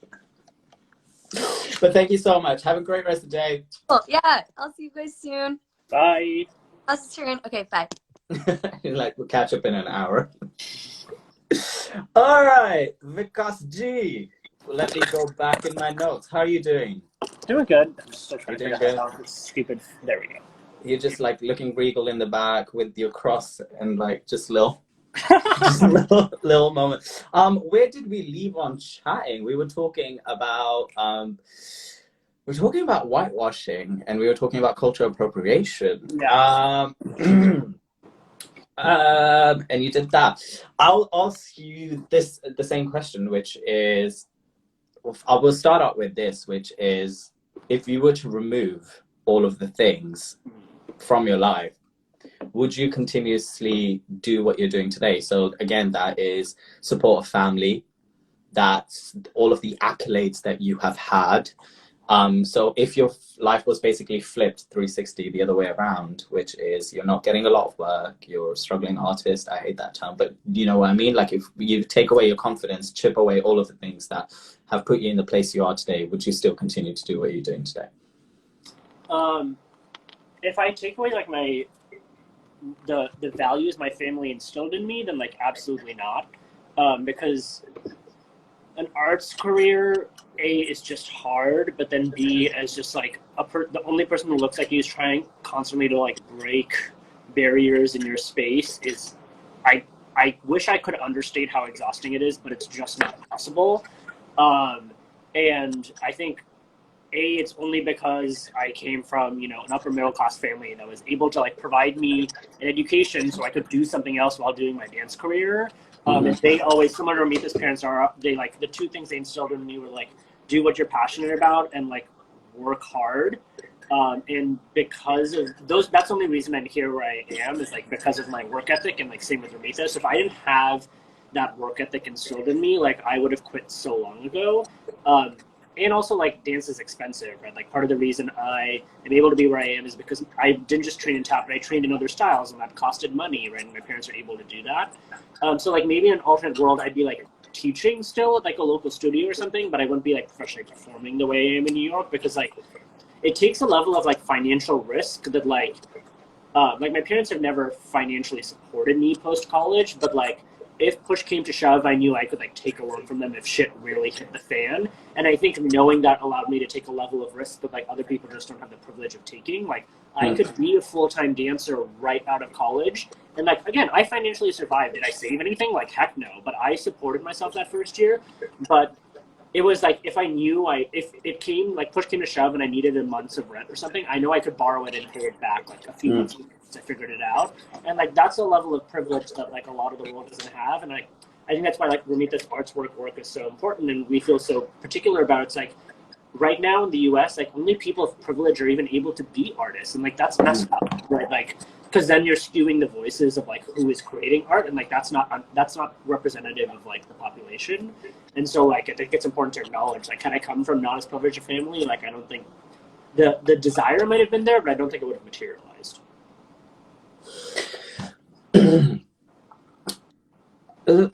Let's talk about your side stuff, which is consulting. Do you think it was it from a get-go that you kind of knew you needed, I hate using this term and please correct me if I'm using it in a negative way, but like a admin logical route, or it was just something that naturally happened? Because you talk about the similarities in terms of like project management versus owning a company, in terms of like freelancing and taxes and all of these things. And I think everything goes hand in hand. But yeah, did you choose to go into it, or it kind of was instilled in you socially, or yeah? No, I actively chose. Actually, funnily enough, like after college, when I was deciding whether to full-time dance or not, my parents encouraged me to full-time dance. Well, I was like, should I kind of do this, but kind of not do this? And they were like, if you don't do it now, like you're going to regret for the rest of your life, like what if I had done it, which was like so accurate. But I was full-time dancing, teaching, choreographing for 4 years. And then I just had like a mental break point you know, do you guys have, there's like in the US, there's this famous diagram in college of like, there's a trifecta of college, and it's like you pick 2 of the 3, which is like social life, studying, and sleep. And you pick 2 of the 3. It's a thing that they always say in college. Like you either have a social life and you study, but you don't sleep, or like whatever. It's a meme in the US. And I always have felt that in the arts, there's 3 things. There's like creative inspiration, there's financial stability, and there's career growth. And you can almost always find every job you have. There's a lot of jobs that have 0 of those 3, firstly, right? That's where you start your career. A decent job has 1 of those 3, and if you're lucky, a job has 2 of those 3. But as a freelancer, you try and balance things out so you have an equivalent balance, right? And what I realized as a freelancer was, in order to support myself in a city like New York, and I'm not saying like making a shit ton of money, just to be able to like not have pennies, 95% of what I was doing was stuff that was like kind of okay, but was really just paying the bills, like judging dance competitions and doing a lot of stuff that I didn't like doing. And so I was traveling so much that when I got back to New York and I had like my day off of traveling, I didn't have time to do the things that I creatively wanted to do because I was so tired. And I was like, what the hell is the point of this career if I'm not even getting to do the things that creatively inspire me? Like, why am I even doing this? Like, it doesn't make any sense. And I called actually one of my top mentors, Anthony Margerato, and I was like, I canceled all my work for 3 weeks, and I went to a coffee shop every day, and I like journaled my life out and like talked to a therapist and talked to friends. For 3 weeks, I was like, I'm just taking a break. And when I talked to Anthony, he was like, dude, you have the like beauty of having another thing that you care about, which is more stable and it gives you your financial stability, so you have creative freedom. And it gives you your diversity of thinking. Like, why would you not do that? He's like, I only have 1 passion, so I have no choice. But like, you have 2. Yeah. And I think that perspective was a useful, like, oh, I like this other way of thinking, and it gives me the time to like really, when I have the creative time, then I really value it. It allows me to say no to some dance opportunities that other people would have to say yes to just to make money. But because I have another way of doing that, it's okay. So now that I like kind of lived that 2-part life, I'm like, oh, this is fantastic. But it actually kind of makes me sad for the people who don't have that ability, which is why arts work and stuff like that is so important, because like a lot of people have to make that choice between financial stability or like pursuing something that they like, and it's like really sad that they have to make that choice. So I was lucky that like I actually love my engineering work, and so to me it's the pursuit of 2 passions, but a lot of people do it out of financial necessity. I want to ask how, and I think I touched on this. I'm intrigued to know how the space is in the States in terms of business and in terms of entertainment for A, being brown, and then B, I was going to ask this from Ramita, being a woman, and then when colorism is also brought into it, and then for yourself, I was also going to add being queer. How is it when you add all of those things? Is it like you're kind of like fighting a lot of battles, or it's kind of like, no, not really. It's just, yeah. No, you are fighting battles. I don't think as a South Asian male in the tech space, there's much battle for me to fight at this point. Obviously, in the U.S., like we have enough representation now with like Sundar Pichai being the CEO of Google and Satya Nadella. We have all these people who like, okay, it's like if anything, we're overrepresented. So that's not really a problem. I think as someone being like a multi-hyphenated person, like I'm an equal part engineer and dancer, and like that, you have to find the spaces that fit for you. Like now that I'm performing in Stomp, like that takes 25 hours of my week, but I have time to do other things. And it took me a while to find like a startup, which was like, look, I want to commit like 30 hours a week to you guys. And that doesn't mean like I don't care. Like in that 30 hours, I'm going to be very committed to you, but also like acknowledging that I have this other thing that I'm like not giving up because I'm performing in my dream show. And like, I think the problem with South Asian culture is like, if you're not doing it like 60 hours a week, you're not committed or something, you know. I'm like, honestly, like in the time that I'm working for you, I'm gonna bust my ass. But like when I'm in show, like I'm in show, and I'm not gonna be responding to Slack messages or whatever. And like we have a bit of at least South Asian American culture has a bit of like hesitancy, but like drawing boundaries is like selfish, and like that's not true. Like drawing boundaries is healthy. And like you are trading your time for a monetary value, but I'm only trading that time, not anymore, and that's okay to like draw that line. So I think that's the thing I fought. And being queer in the tech industry is difficult. The tech industry likes to think they are open-minded, but is open-minded in a very narrow sense of the word, which is such a like contradictory thing to say. So I do feel uncomfortable sometimes. Like no one will ever say anything, but I don't know if you've ever been in a space where you're like, oh, like no one's saying anything, but I can tell there's like wheels churning in the screen. That happens a lot where I'm like, oh, my boyfriend. You can be like, oh, that's cool. But you can tell them being like, wait, you're Indian and you're gay? Like, well, you could see them like processing that. And so that's a bit weird. And I think the dance world is the opposite. Like there's plenty of like gay people in the dance world. Like that's not really a struggle. But like a lot of people just don't get it in the entertainment world. Like when I got cast at Stomp and I like made my post and I was like, whatever. And I came in the next day and everyone was like, whoa, like I didn't realize this is like such a big deal. And it's like, dude, there's literally never been a person of Indian or South Asian descent in this show. And it's been around for 26 years. And like the show's creators are like all about diversity. But like when I asked them about it, they're like, we literally never get South Asian people to come audition. Like we got 2, and one of them was Reshma Gujjar, who got cast in the Las Vegas show. And the other one is me, who's cast in the New York shows. Like literally everybody who has walked through our door, we cast. But there's literally only 2 people who showed up. So I think the entertainment world struggles to understand like the types of barriers you face in something like that. Like there was someone complaining to me the other day about like an unfair contract and like, oh, you know, like I thought it was gonna be for 6 months. It's only for 3. I'm really bummed about it. And it's like, you don't understand the number of times I've walked into a room and they look at me and they cut me for how I look. And so like, I understand that like getting a 3-month contract instead of a 6-month contract is unfair, but like, we deal with a level of unfairness that like a white person or can't even fathom. There's no tap dance show the number of tap dance shows I've gotten cast for pre-production for, which means you can be the person who acts as the lead when we're rehearsing, but when we get on stage, someone else is going to take your spot. Like I've done pre-production for 42nd Street for like so many shows, but I'm not allowed to get on stage because the show is about the 1920s and they're not people who look like us in the 1920s. And I'm like, you don't understand how much that like hurts your heart to be like, I know I deserve to be up there because like I was in the rehearsal space with all these people. But the second opening night comes around, like, thank you very much. You can go on to like do whatever else you want to do. And so people because they don't see that like the entertainment world doesn't understand like how much we have to fight to like finally get that one show that'll be like, oh yeah, we'll put you in, like that's okay. So yeah, it's we fight a lot of battles on both fronts. Do you fight? This just came on the top of my head, and please again tell me if if it touches a chord and you don't want to answer it. But sometimes we were doing a movie at the start of the year, and I was having this conversation with a female South Asian dancer, and it was like talking about the fact that sometimes we're quota fillers, and sometimes we're used for tokenism, and how much of that is talent and how much of that is tokenism. But then do we take the tokenism to break that ceiling and get in so that the next generation or the next person in has a space? But then how does that emotionally impact us? So, yeah. I think in the entertainment world, it's impossible to dissect those two. Having gone for casting for Stomp now and seeing how they cast for the roles, like everything in the entertainment industry is like tokenism to some extent, right? Like, you know, the director thinks this character looks like a big, like, two of the Black members of our cast were talking about like another acting role that they both auditioned for. And like neither of us got cast in it, not because we're bad actors. They just thought this role is for a buff guy and neither of us are buff.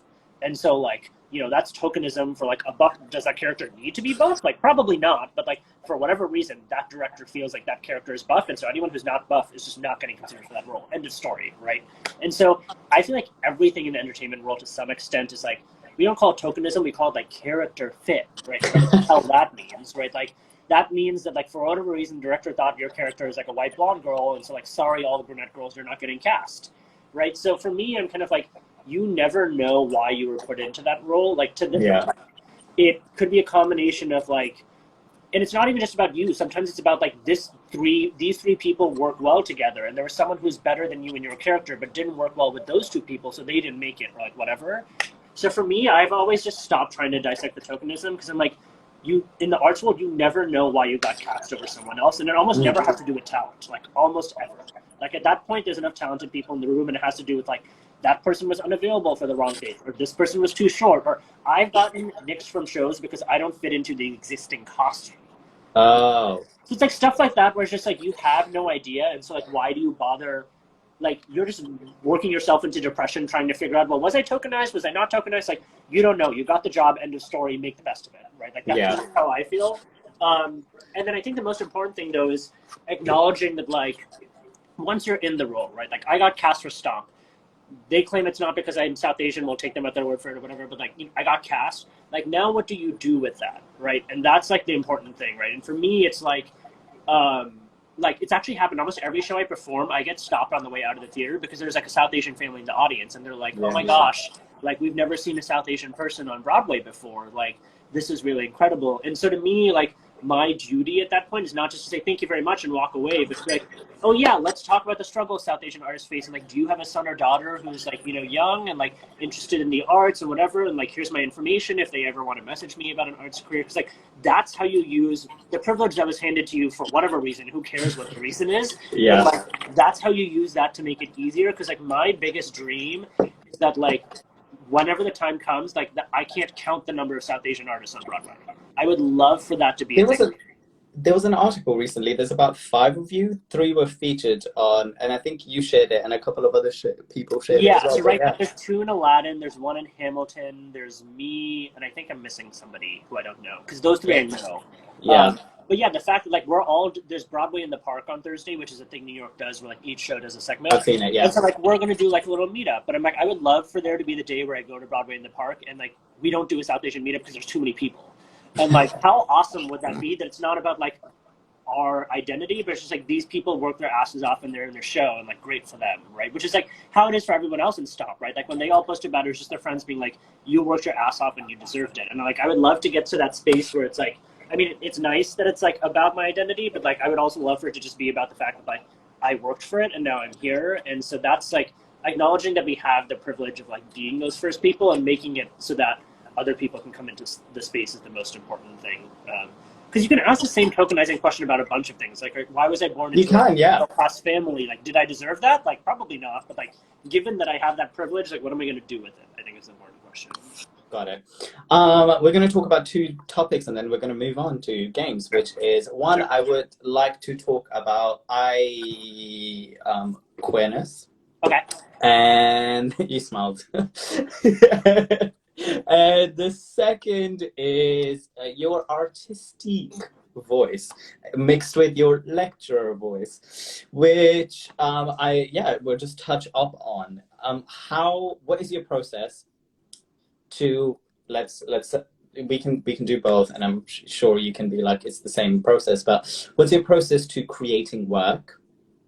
So be it choreography for the stage, for movies, for whatever it is, whether that's Project Convergence, whether you're doing comp scenes, whether even if you're judging. What's your process to that? What goes in your head? What's the thoughts that do it? Do you run it by people? Do you write notes and things like that? So like really definitive on that. And then we'll talk about your queer experience. Okay. I don't know why I said it like that. Yeah, choreographic process, like, actually my process of making moves like differs so much for the piece, which I think is great, but like the overall process first is like always about intention. And when I say intention, I don't even mean it has to be this deep emotional, like I'm going to make a piece about like the glass ceiling that South Asians face. So I mean, that's great if you want to do that. But sometimes it's as simple as like, we're creating a new piece for Convergence repertory. And it's just like, okay, we're getting asked to do a lot of like more like music that is classic Bollywood, but is still classical sounding. And we're like, we have a lot of more like emotive, like facially engaging pieces, but we're missing a more like high energy celebratory piece.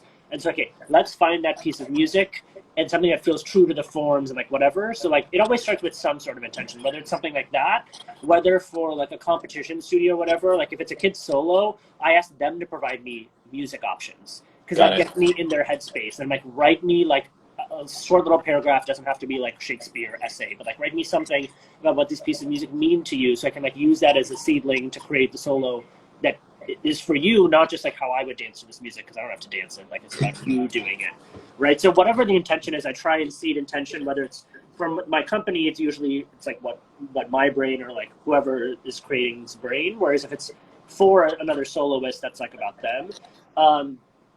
Then I listen to the music without thinking about steps or anything for like probably like 15, 20 times. And to me, it's like about like, I map out like the energy of what I see the dancers doing, which sometimes matches the music and sometimes is the opposite. Sometimes I'm like, the music is a bit too low here, so like they need to be higher energy. And so I like graph that out.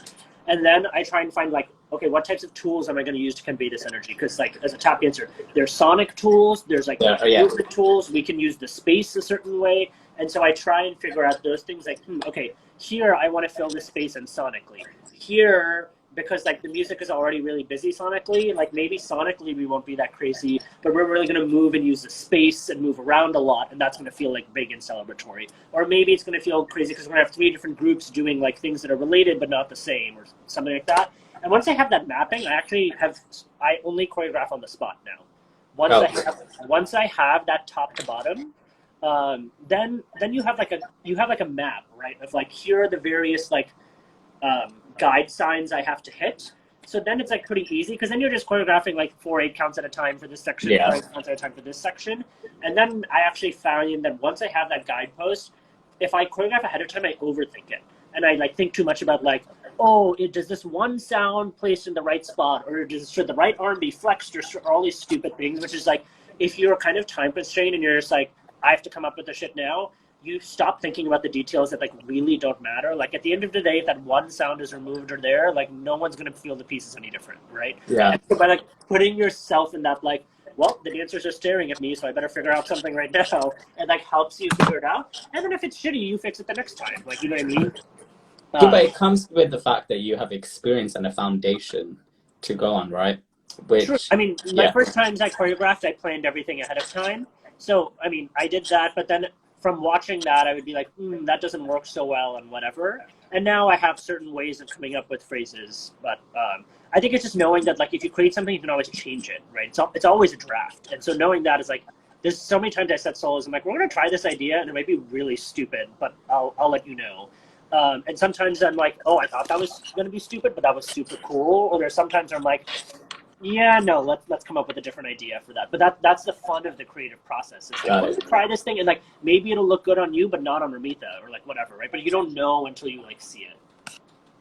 I forgot to ask this question, which I really wanted to ask both of you. And Brenda and I talked about it, which is we talked about how there's the Alvin Ailey's, there's the Horton technique, there's Graham, and there's all these outlets for, like in terms of Black culture, there's Horton technique, which really takes influence and it modernizes something. And Alvin Ailey are kind of like the staples of it. And I was saying, why is it that when you have people like Galamandar, I think it's Galamandri that Brenda has, and there's, you know, people who have classical disciplines in them, and then the students go off and do contemporary work. Why is there no South Asian version of it? And she was like, because, and even you talk about it when you talked about Bharatanatyam in the podcast, you basically said how with white supremacy, and you were talking about how tap has even been broken away and then to reclaim the space, and even in Bharatanatyam, like the because of colonization and certain things, how it was broken and then people were trying to reclaim the space and finding it. Do you think when we use the umbrella or the term that is Indian contemporary or South Asian contemporary, that is now getting more codified, or you guys have codified it, or it's just like a little sprinkle on top of a donut to kind of just give it a title to make people understand at least the genre? I would say it's the latter because like all of us interpret it so differently, right? Like Kalamandir's artistic voice is so different from Convergence's, which is so different from Image, even though they're all like South Asian American or South Asian contemporary or whatever you want to call that. And like, unfortunately, none of us have like made our companies big enough that they are like an Alvin Ailey, right? Like none of us salary our dancers, none of us have like full-time grants from like New York City Arts Council. Like none of us are there yet, and hopefully like one of us gets there sometime soon. That would be wonderful, and then like that will get codified. But just the way the space is in the US right now is like we don't have the support for that. First, the South Asians don't support it, which is a huge problem, right? Like all of our support comes from like non-South Asian organizations. I'm supported by the American Tap Dance Foundation. Ishita is supported by the New Jersey Arts Council. Brenda is supported by New York City Arts Council. Like, where are the South Asians in the US who all clearly have so much money to be supporting their own arts? It's like so sad to me that like we're scraping for money from like the same pile that like the modern dancers and the tap dancers are. When it's like we shouldn't be, because that's like non-South Asian like support. But yeah, we're just not there yet. And I think our dream is that we get to that point.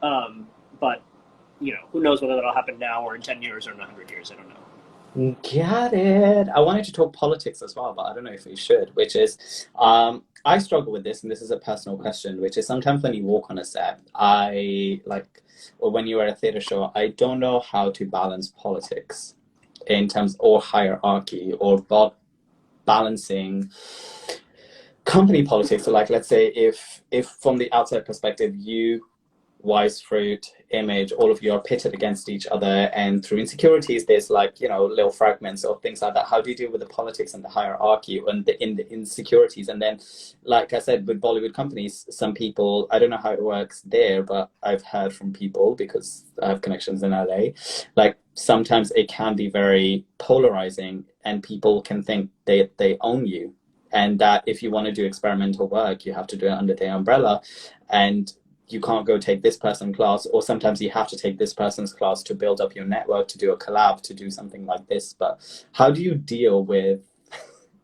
that when all you want to just do is work and be you? No, it's an important question, and it's important we talk about it, because people are not taught how to do things in a respectful way, and it's like really unfortunate.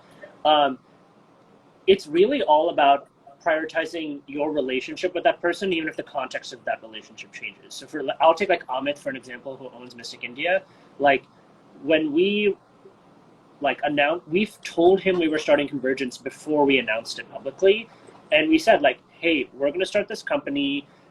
We don't feel like it conflicts with your vision, because like you're Bollywood and commercial, and we're going the more like traditional route. We're not planning to use any of your dancers, and like we're not going to solicit any dancers.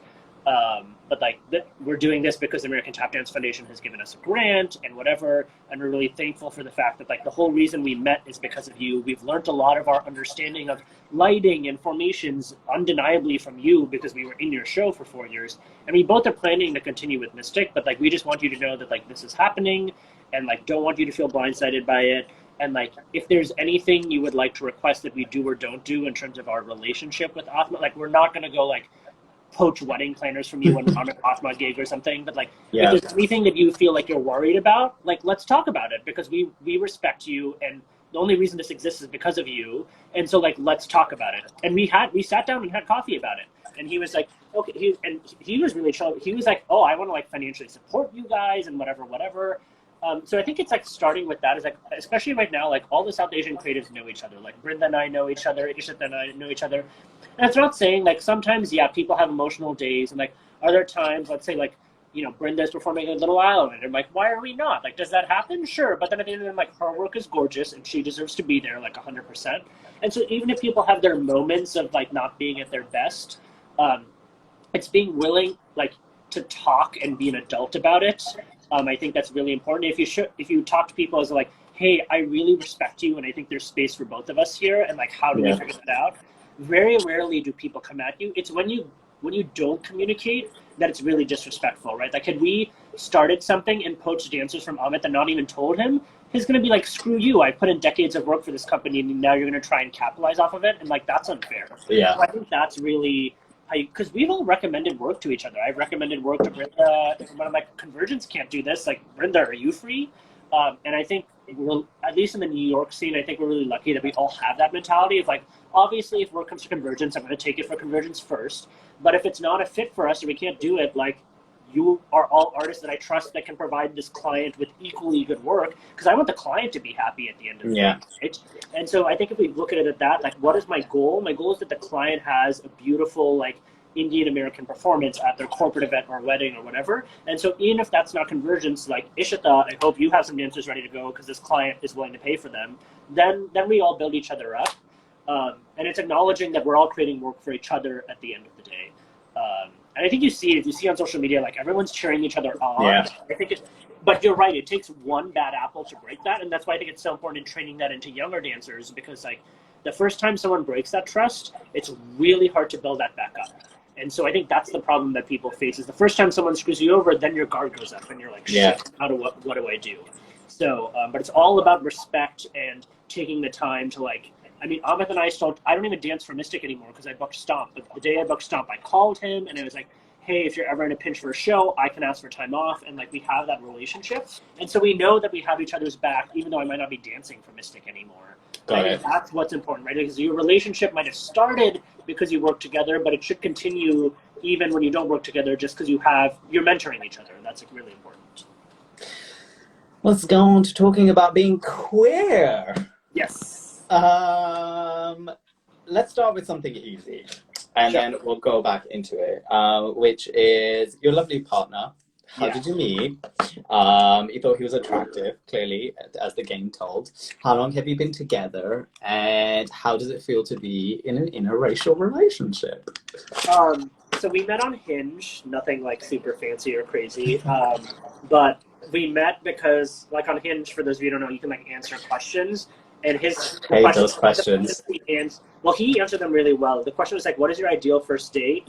And like most people in New York would be like, go out to a club, go out to a drink, whatever, which like I'm from the Pacific Northwest, like that's fun, but it's not that's not how I like get rejuvenated. And his answer was like hiking or bike ride or park day. And I was like, yes, absolutely. Because he's from the Pacific Northwest too. Got it. So our first date was the rooftop of the Met, which is free for New Yorkers. Wait, so we have to pay for it? I have to pay for it?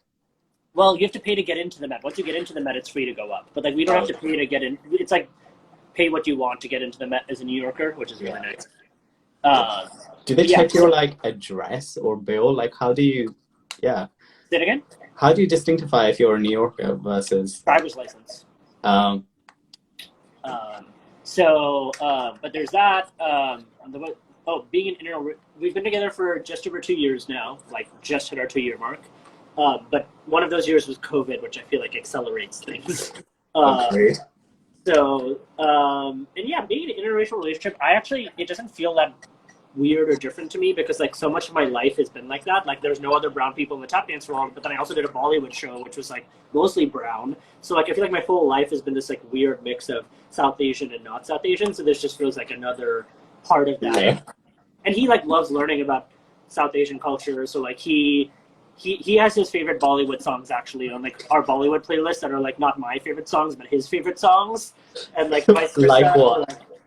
So he knows how to cook dal now and like paneer tikka and all these things. So like he's bought into it pretty fast. So I always felt like a fetish dating like white people or black people or like Filipinos or like Mexicanos or things like that.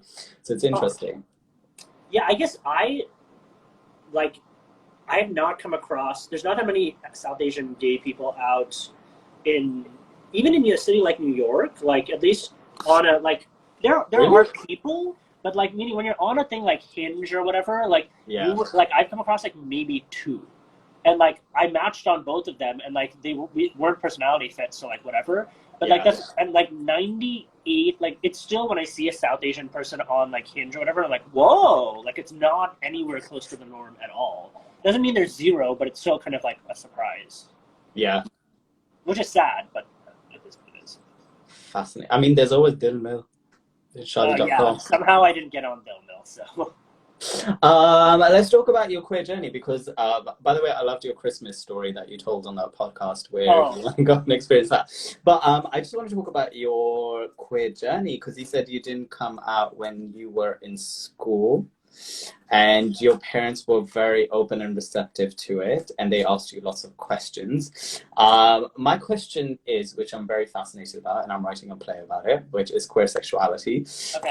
How one empowers that, what one's relationship to is that, and how does one embrace one's queerness without feeling like a stereotype?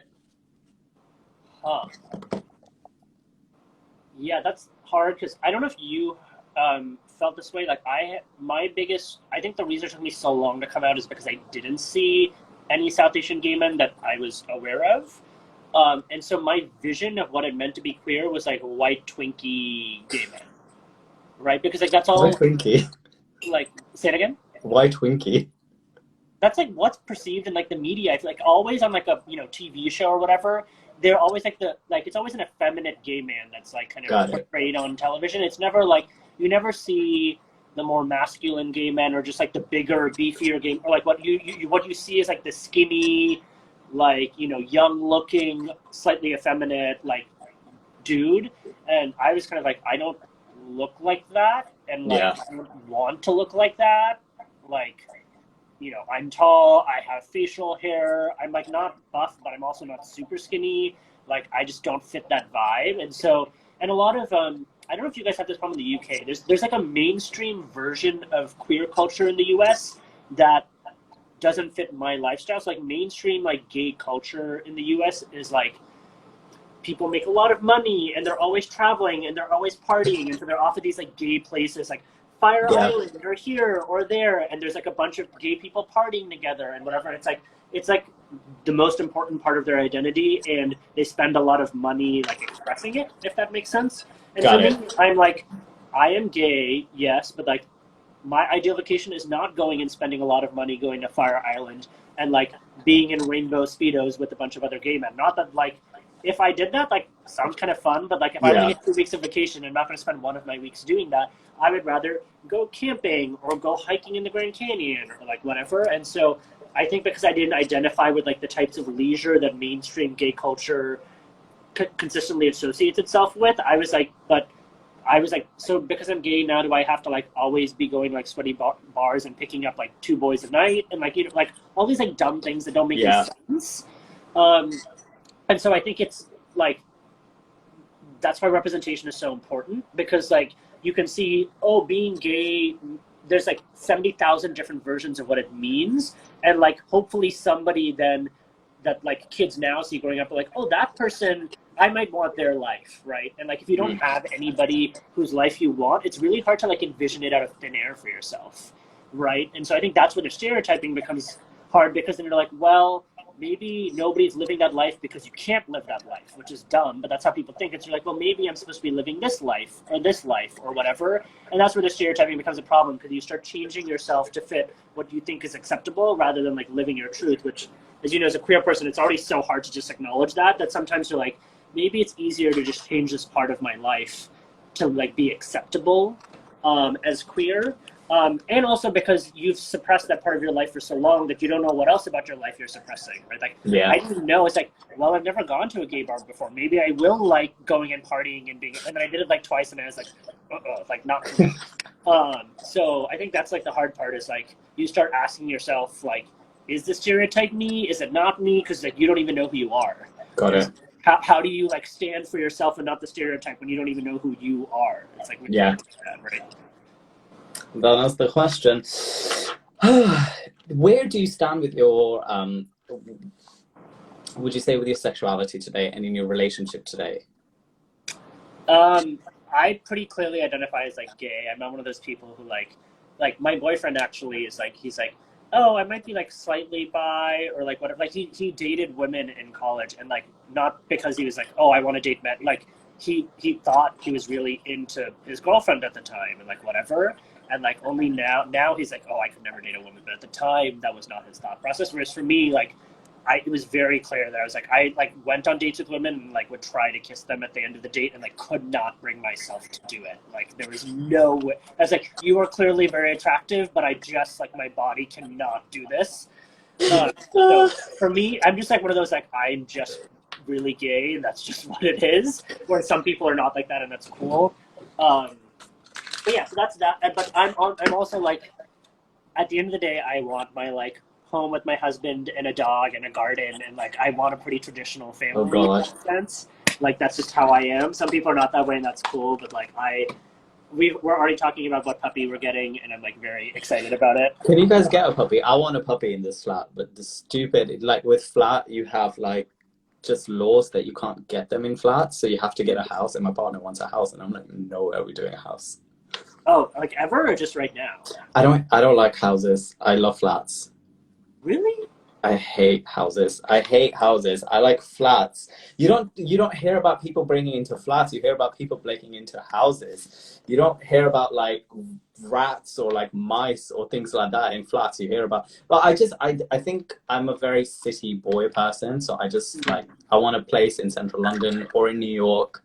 And yeah, that's I want a flat. No, that's not how we're like out of New York in a few years and going to move to like the Pacific Northwest and have more space and be by the water. Like that's like the dream.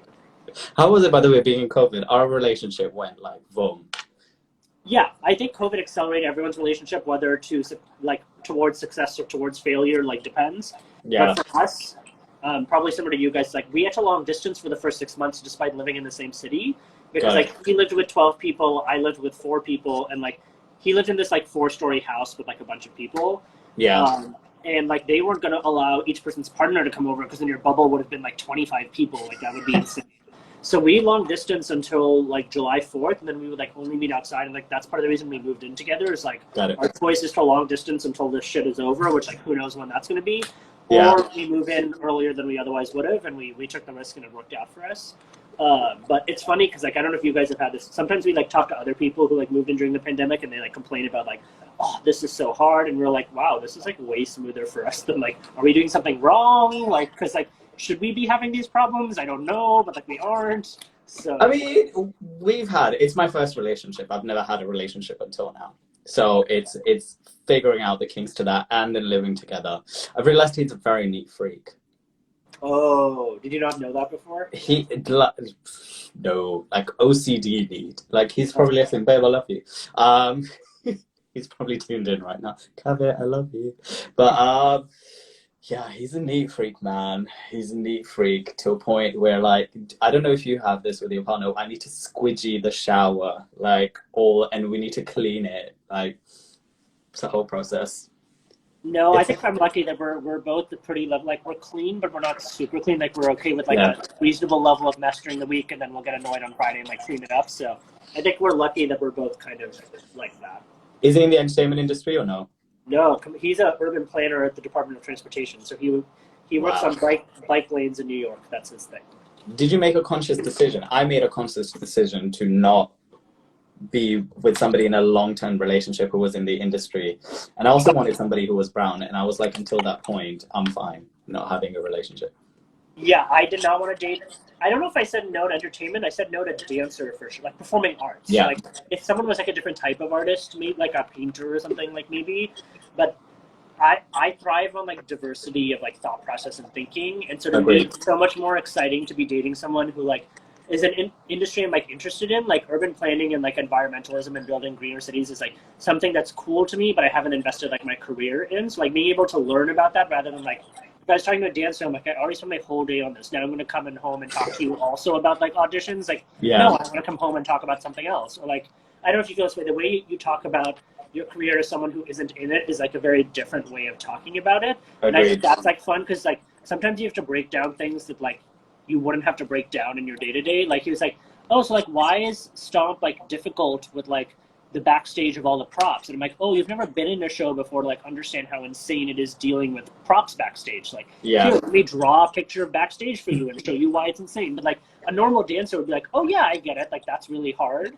And so I feel like those types of conversations to me are what I thrive off of. So I'm like, I want to be dating someone who's different in that aspect. So I learn something is my perspective. Agreed. No, I agree with that. What does your partner do? He's an auditor for a bank. Ooh, okay. So very good. So that's very different. But he finds like I will be talking about certain things and he will be like so excited by it, and I'll be like, it's just like no, just no. Just no. Yeah, same.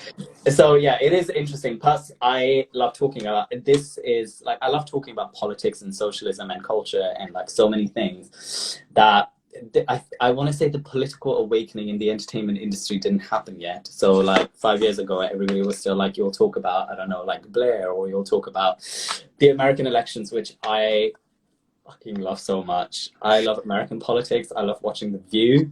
I don't know why I love watching The View, but like I love watching The View, and then I love watching Fox News just to get like certain bits, just the opposite side. So I'd like talking about this with people, and people would just be like, oh, I want to talk about like Syria and Afghanistan and like bits and bobs like that, and people would just be like shutting down.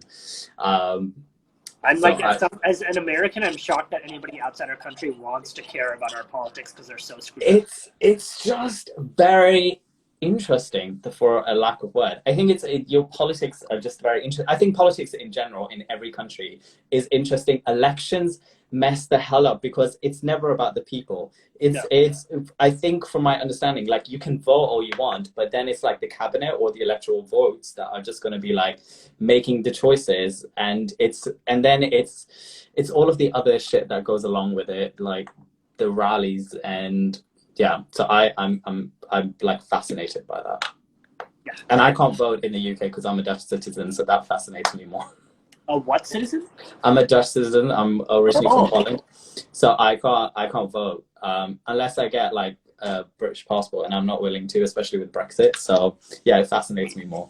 Oh yeah, yeah. If you can't vote in the UK, then who cares? Yeah. So I listen to it. All right, let's play some games. All right. Let's do this. Oh, wow. Thank you for, by the way, doing 2 hours. I really appreciate this. We're going to do this quickly. Sip a chai or play with Rai, like I said before. Are you ready? Sure. If you were a movie, what would the title of your movie be?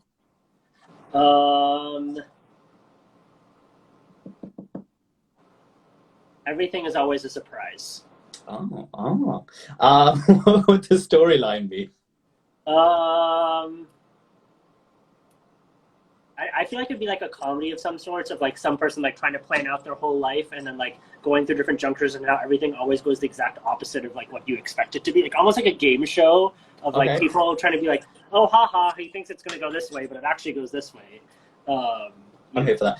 By the way, I forgot to say this when you were telling me about hiking and meeting your partner. You should watch Looking. Is it Looking on HBO with Russell Tovey? And it's a really cool show. It's about this guy in a tech startup. They meet, fall in love, partners, all things fun. It's like a new age queer as folk situation. Okay, we'll watch it. What would the title song be of your movie? I don't know.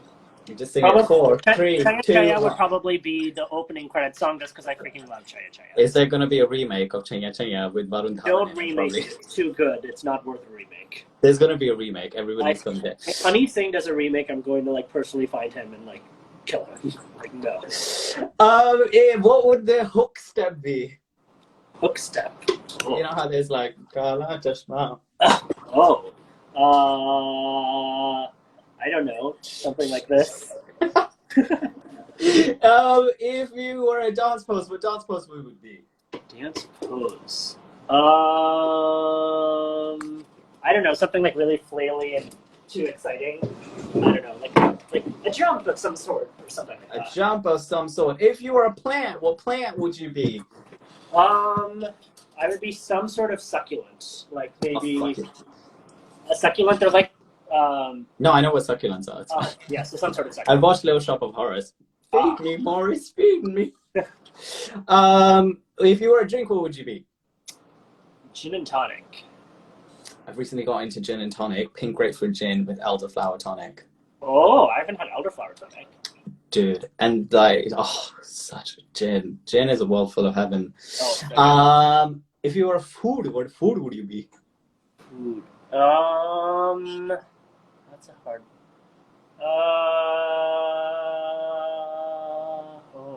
I'd say an empanada. Empanada. Never had it. Is it like tacos? No, they're like fried. They're like it's kind of like a samosa. You know how they're like the samosa is like fried but has like stuff inside. Yeah. Empanada is like that. It's like a Latin version of that, essentially. Like all sorts of stuff. If you were a dessert, what dessert would you be? Chocolate fudge. If you were a clothing item or a fashion trend, what would you be? Fashion trend, jean shorts. Okay. I didn't do this with Ramita, but since you have time, I will do this with you. The section is called Most Overrated and Underrated / Best and Worst. Okay. Most best and worst advice you have given and taken. Okay, best. We'll start. What is the worst advice I have given? This is rapid fire. This is rapid fire. I would say worst advice I have given. Oh yeah, I'll say this, but with an asterisk. Worst advice I've given is just like pursue your dreams without any sort of like asterisk or whatever.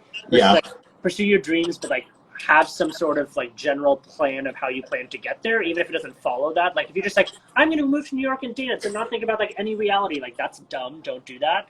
And so I feel like when I say pursue your dreams, like you have to have some sort of like, you're not going to make money for your first few years. So like, what else are you going to do? Like think through that before you like, you have to pursue your dreams with some thought process attached to it. You can't just like casually, you know, like uproot your life and like move somewhere and just expect life to Sound like Vikas uncle. Yes. So that's worse. I think best advice I've given is for people, I often tell people when they're like worried about, people message me a lot about like, I'm considering a dance career, I'm really stressed about it. And I'm like, where do you see yourself in 5 years? And like, if you like, don't take steps towards that now because of fear, then like, when are you ever going to do that? And I think like that's really important. Because like people are like, well, I don't know if I want to like leave my tech job or whatever. I'm like, if you're young and you have like tens of thousands of dollars of savings, if that you're still too scared to like take a leap, like are you be more comfortable when you have a kid and a mortgage? Like, no, like do it now. So I think that's probably the best advice I've given. Best and worst of your own choreography that you have created. Best and worst. Worst definitely goes to, there was like like one of my first pieces of choreography was a competition tap group on a 6 to 9 year old age division. And I thought your first ever choreo was to uncles when you were 6 and doing something like that. That is true, but I like first competition choreography was 6 to 9 year old tap group. It was not great. It was really. Do you remember any of it? No, but like they literally like didn't change formations the whole dance. They stood in a line the whole time and didn't move. It was just so boring. It was not good. Best choreography. I would say goes to, so there's, no one has heard of this song. There's a song called Laura Keep by the Ship Shape, which is like a song that was featured on Singing and Dance. And then I created a like solo to it, and the artist like found it and reached out and was like, this is fantastic. I want you to like create stuff for all of my music. So that one is the one I'm the most proud of because it's like the most different from any of my, like I've never created anything like it, and so far, like before or after, there's never been a piece that like is as unique as that. So I'm really proud of that one. Do you have it? I think it's on YouTube. Okay, send it if I Yes. can't find it. I'm still waiting. If Ishita, you ever watch this, I'm waiting for pieces from you. Brinda, I'm waiting for pieces from you. Oh, Just, you know, I'll tell them. WeTransfer, Dropbox. Just waiting. Most overrated and underrated pieces of theater or cinema. Quickly. Most overrated goes to, oh shit, what is the name of it? Inception. You hate Inception? Wow. I don't hate it. I just think it's overrated. Okay, cool. Like, it's one of those things where, like, if you wouldn't have told me this is the best thing ever, then I would have enjoyed it. But because you told me it was the best thing ever, like, I was expecting more than it actually was. I can see that. I can see that. Underrated. Underrated. There's a film called Vantage Point, which is like telling the same. It's like telling the story of like I think like a murder or something, but from like 7 different angles. So like it's like 20-minute like different like chapters about like from the viewpoint of one person, from the viewpoint of another person, and so like throughout the whole like 7 different retellings of the story, like what actually happened is revealed. But it's like really interesting because you're like watching the same scene from like different angles and different people's perspectives of what they know. Okay. Advantage Point. Yes, I think it's actually a UK film, but I don't remember. I don't really tend to watch UK films that much unless it's Harry Potter. Most overrated and underrated dancer, choreographer, or teacher. Everybody takes the political side to this. I like to stir shit up. Most overrated choreographer, I would say Sonia Taye. Wow. Meaning, like the first or second or third pieces of hers that you watch is like great, but once you've seen like 3 of them, you've seen all of them because they all have the same like 4 steps in them. Yeah, but that's everybody. That's like what's her name as well? Who's Stacey Tuki. No, she's commercial. She's very much on Team Millie. I'll find her probably. She was a Beyonce dancer. But yeah. Sonia is like great, but like the way people are like obsessed with her to no end, I'm like, she's fine, but like I don't think she's the end of the world. Most underrated choreographer, Erica Sobel, who's actually kind of well known in the contemporary dance world, but like her work is like an awesome mix of like the music. Do you know Tassandra Chavez, that name? Yeah. Okay, so she has like the musicality of Tassandra Chavez, but like with a level of emotionality that like Tassandra's work is sometimes so visual that like there's like intimacy there. And Erica has like a crazy, and Erica's been around like way longer than Tassandra has, like predates her. To me, has always been one of the best contemporary dance choreographers. It has a crazy level of musicality, but like also emotional connectivity. I'll send you one of her pieces. It's like, do it. I love her. Most overrated costume you have ever worn in a show, film, or TV, and underrated. Most overrated costume? Actually, let's do best and worst. Best and worst. Okay.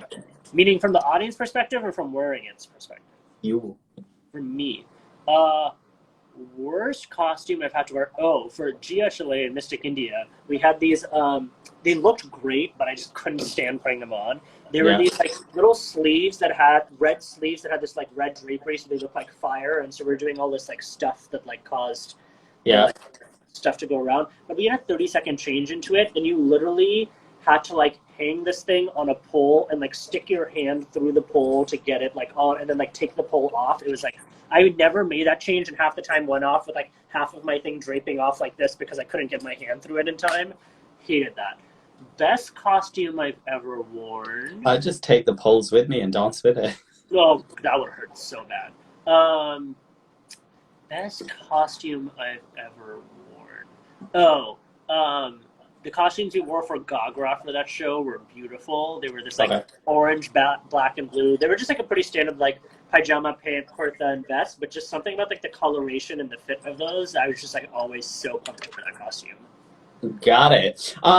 Most overrated and underrated actor or artiste? Overrated Nicole Kidman. Okay. Like solid again, but she books every major like mother role in every single movie ever, and I'm like, why? Well, it's Emma Thompson now. She books everything now. True. Underrated actor. Have you seen the film Boy Erased? No.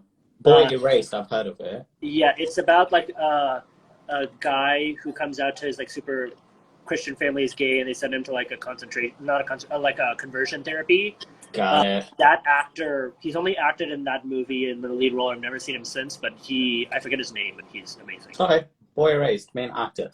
All right. Your next section is what we did with Ramita Ji, which is Have You Ever? If you've done it, you do either a nice little time step or a nice little shuffle.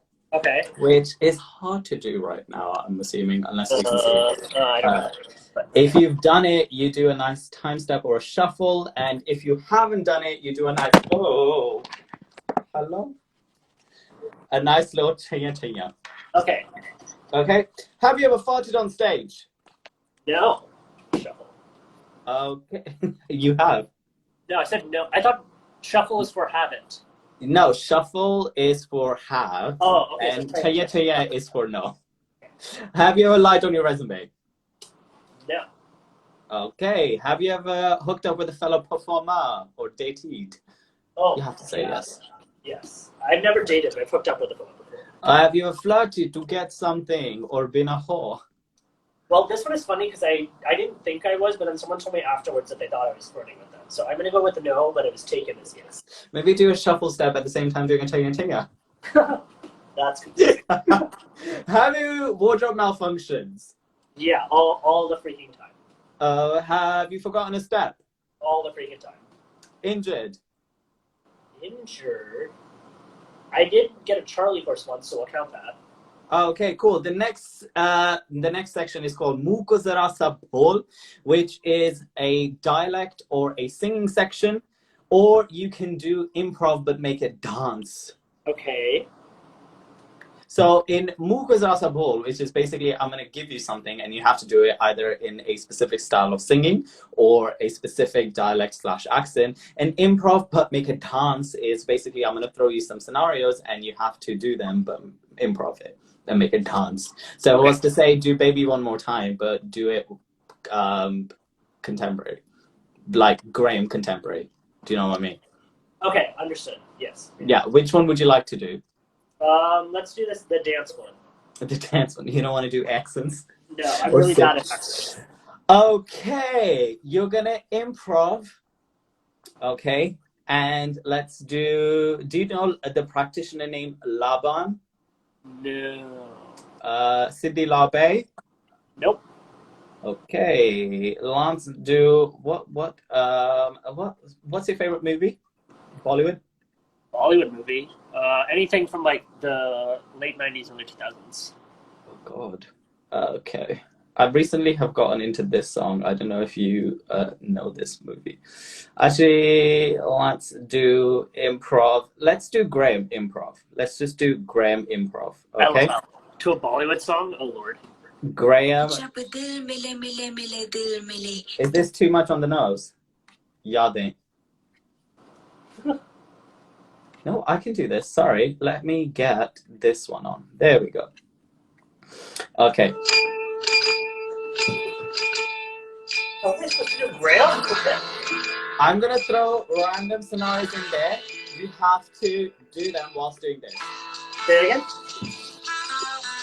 I'm going to throw certain things at you. Okay. You have to incorporate them into this improv Graham. Okay. Okay? Your first one is you have to do single ladies, but make it Graham whilst moving to this.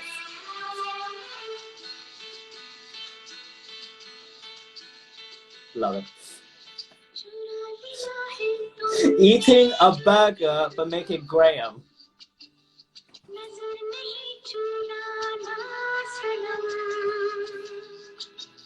Beautiful.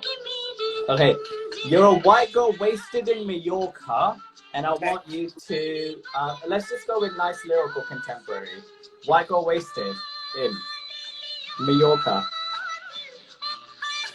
Make it nice little lyrical, yeah, beautiful lines, beautiful lines, beautiful lines, beautiful. Okay, crumping while serving burgers at a Mickey D's drive-in. Oh, that's hard. There you go. But to I this, don't know what it's hard. That is so hard.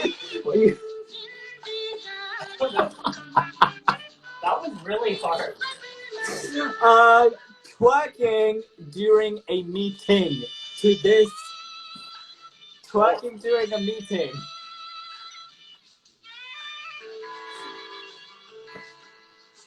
Your last one is the snake dance, but make it Irish. And for that, I will put on the snake dance music. Oh God, I hate this. Oh, do you? I love it. Oh, I love it. It's the best part. It's the best part. Where is it? Where is it? Bride and Prejudice. Are you ready for it? Do you know the snake dance? There we go.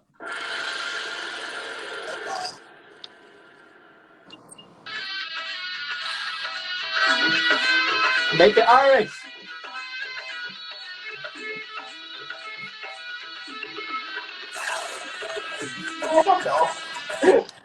All right, your last step is, which is Ramita did this for you. You have to figure out the next 8 counts of Ramita. This section is called Boom Cack for Your Life because I lived. We're making the band and the show that is Lorianne Gibson. All right. First, we need to figure out where. I'm going to show you a clip, but we need to figure out where Ramita is in this. Okay, let's do a little reload. It's from Atma, by the way, this specific dance. I know where she is, but I'll just show you.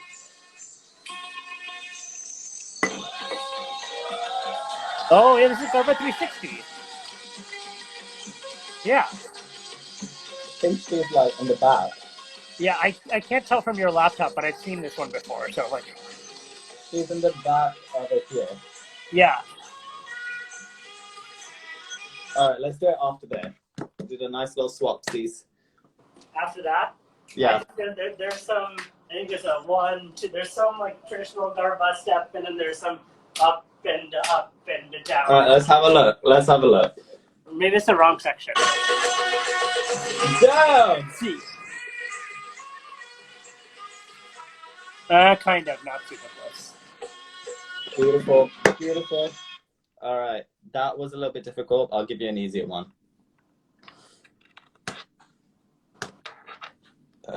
Come on now.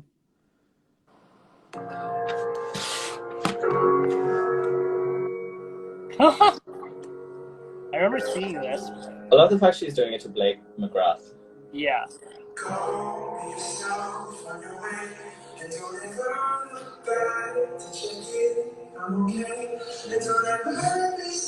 Okay, let's start with that. Okay. I don't remember this exact one, but she probably will do a big layout because she loves big layouts. Yeah. And then she'll do her right leg because her right leg is her favorite. It's always the right.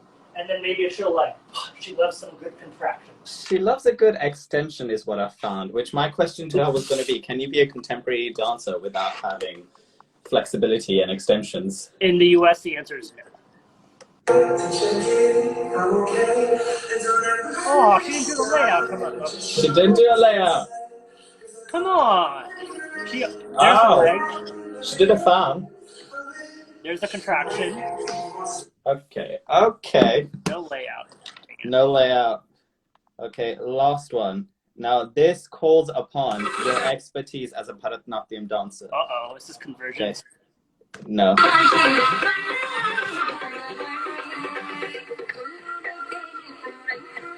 Oh, no.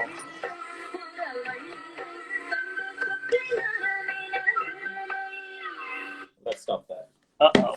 There's a... This is some Abhinaya section, so I'm guessing there'll be some, like, something, then there'll be, I don't know, something that comes culminates, then she might do a, like... A namaskar. This is a 20-minute piece. I don't think she's going to do a namaskar that quickly. Okay, yeah. It's like, this looks like a long Varna move. Oh, let's have a look.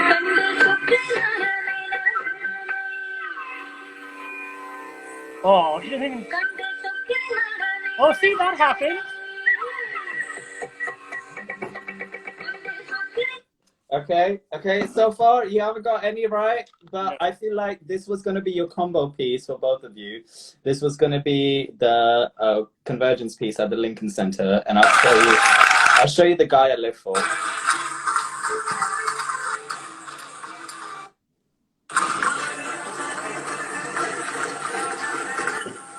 Guy with hair. The right end? You see him flicking his hair? Oh, The that's one, Shannon. Yeah. the one with the ginger hair. Yeah, I think that's Shannon. Yeah, Which that's one? Which Shannon. one? Wait, which person? Uh, The huh? the lighter hair or the darker hair? It's whiter hair, and he Oh, he goes where? back and he does like this. Yeah, I'll tell him that he No, understands. I was here for it. So you've just done a boom tap. Oh, wait, am I doing the Bharatanatyam side or the tap side? You're doing the Bharatanatyam side. Oh, God, I think I kind of know this. I don't fully know it. Wait, what is the top side? Then I can figure it out. Yeah, 1, 2, something, something, 5, 6, 7, 8. I know that part. Okay, let's play it. Yeah, see? That was right. Yay! Oh, yeah, I didn't keep going. Yeah. I was here for it. I was here for it. Thank you so much. That concludes our game section. We come back to deep conversations, and my first question to you is, what words of wisdom would you give to your mirror self today? Mirror self? What does that mean? So if you looked in the mirror today and you had a moment of reflection, you know how that question goes, like, what words would you give to your younger self? Yeah. So instead of your younger self, if you looked in the mirror today, what words would you give? Meghna, you're getting this. You're next week. You're getting a lot of this. I don't know. I would say focus on what it is that you're passionate about and ignore what everyone else's opinions of what you should do are, because it's easy to get caught up in that as an artist. Peaks and valleys. Do you need me to explain the peaks and valleys again? Or let's start with valley. I would say my valley of my career was, we briefly touched upon this, that there was a time where like I took 3 weeks off to like really evaluate my life and like figure out if I want to be a full-time artist.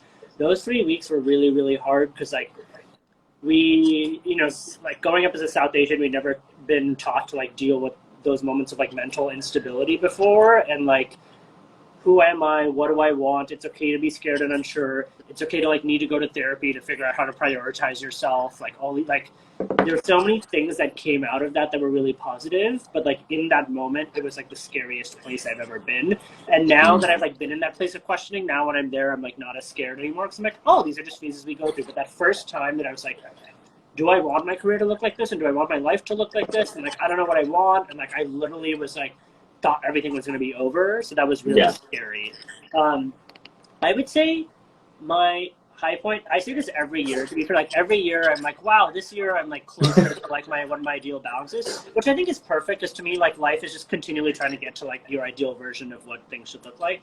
So like, I'm really proud right now that like I'm actually starting a job at a new startup in like a week and working for them part-time while I'm in stop. And like 18-year-old version of me would be like so proud that like, oh wow, you're able to like perform with a major show, but then also like do the like software work that you're really excited about. And you're able to do both without destroying yourself and working 80 hours a week. Like you're still able to have like a balance and have days off. And like, it's great. We don't teach people that they can have multiple careers. We teach people that like you pick one thing and that's your life and that's what it is. And so I think like 18-year-old version of me, and right now I'm like so proud of that because like I never thought that'd be a reality. And so it's like really cool to have that. Alan Watts talks about that. Do you know Alan Watts? Yeah. He says it in one of his speeches. I think he says we tell people that they can't have it all. So yeah, that's a beautiful thing. All right, what does the future hold? What's the gift for you? And what's the favorite part of your job for you? Right now, I mean, the future obviously holds some time on stage with Stop, which I'm super excited about, but also we're working on a Convergence, like a full-length show. So I don't know how long it'll take to like incubate that and then like get people to bite on it. But that's like, for me, the next stage of my creative journey is like, we've built like 15-minute sets that people are interested in, whatever, but I'm just excited to like, whenever you do like 15-minute pieces of work, you don't have full control over like the lighting or the stage. Yeah. I'm just excited for like, a full like hour and a half length work where like we get to control everything. So I'm really excited for that creatively. Cute. And lastly, the question is, what's your favorite type of chai? You're not gonna like the answer to the question, but I'm very South Indian, so I always prefer coffee to chai. So Is that a South Indian thing? Yeah, filter coffee is a big South Indian thing. I did not know this. I'm here for it. That brings us to an end. Thank you so much. I Thank you really so appreciate this. I know you have been stompingly busy, but get it? Stompingly busy. But I'm really grateful. We finally made it. We Yes, made yeah, I it know. here. After 3 months of rescheduling, we're here. No, listen, it was meant to be. I was also meant to do an episode like 2 weeks ago. The guest didn't show up, so now I have anxiety every time I do a live. I'm like, the guest is not going to show up. But thank you to both of you, and I'm going to send you a message after this and just saying thank you and like feedback and blah blah blah. And I hope to come to New York again and meet you guys this time. And I said this to Ishita, I said this to Brinda. I'm going to have a coffee with you, Ishita, Brinda, Ramita, and I want to do it in Central Park. Oh, yes. Whenever you're here, let us know. We'll make it happen. That's going to be that. And then we'll go eat somewhere or cook together, because that's my thing. Oh, yes. No, I mean, we love cooking. You're always welcome here and making cooking. I'm here for cooking. And vice versa, if you ever come to London, you're welcome here. And thank you so much. I'll let you know. Usually in non-pandemic times, I'm teaching at the Manchester Tap Festival every February. So hopefully next February I will be there. Go on. Yes. Guys, go make sure you follow Vikas and Project Convergence and Ramita and Artswork, and just show people some love. Next week, we have Meghna from India. Meghna is a beautiful photographer who photographs all of the top leading photographers from like the Big Dance Center and all of those wonderful things. So we're going to get into photography and some wonderful topics. You can find this on my IGTV. I will upload this on Spotify, hopefully sometime soon, because editing is a mute. But thank you so much. Have a great rest of your Thursday. I really appreciate this. Thanks so much. See you soon. Bye.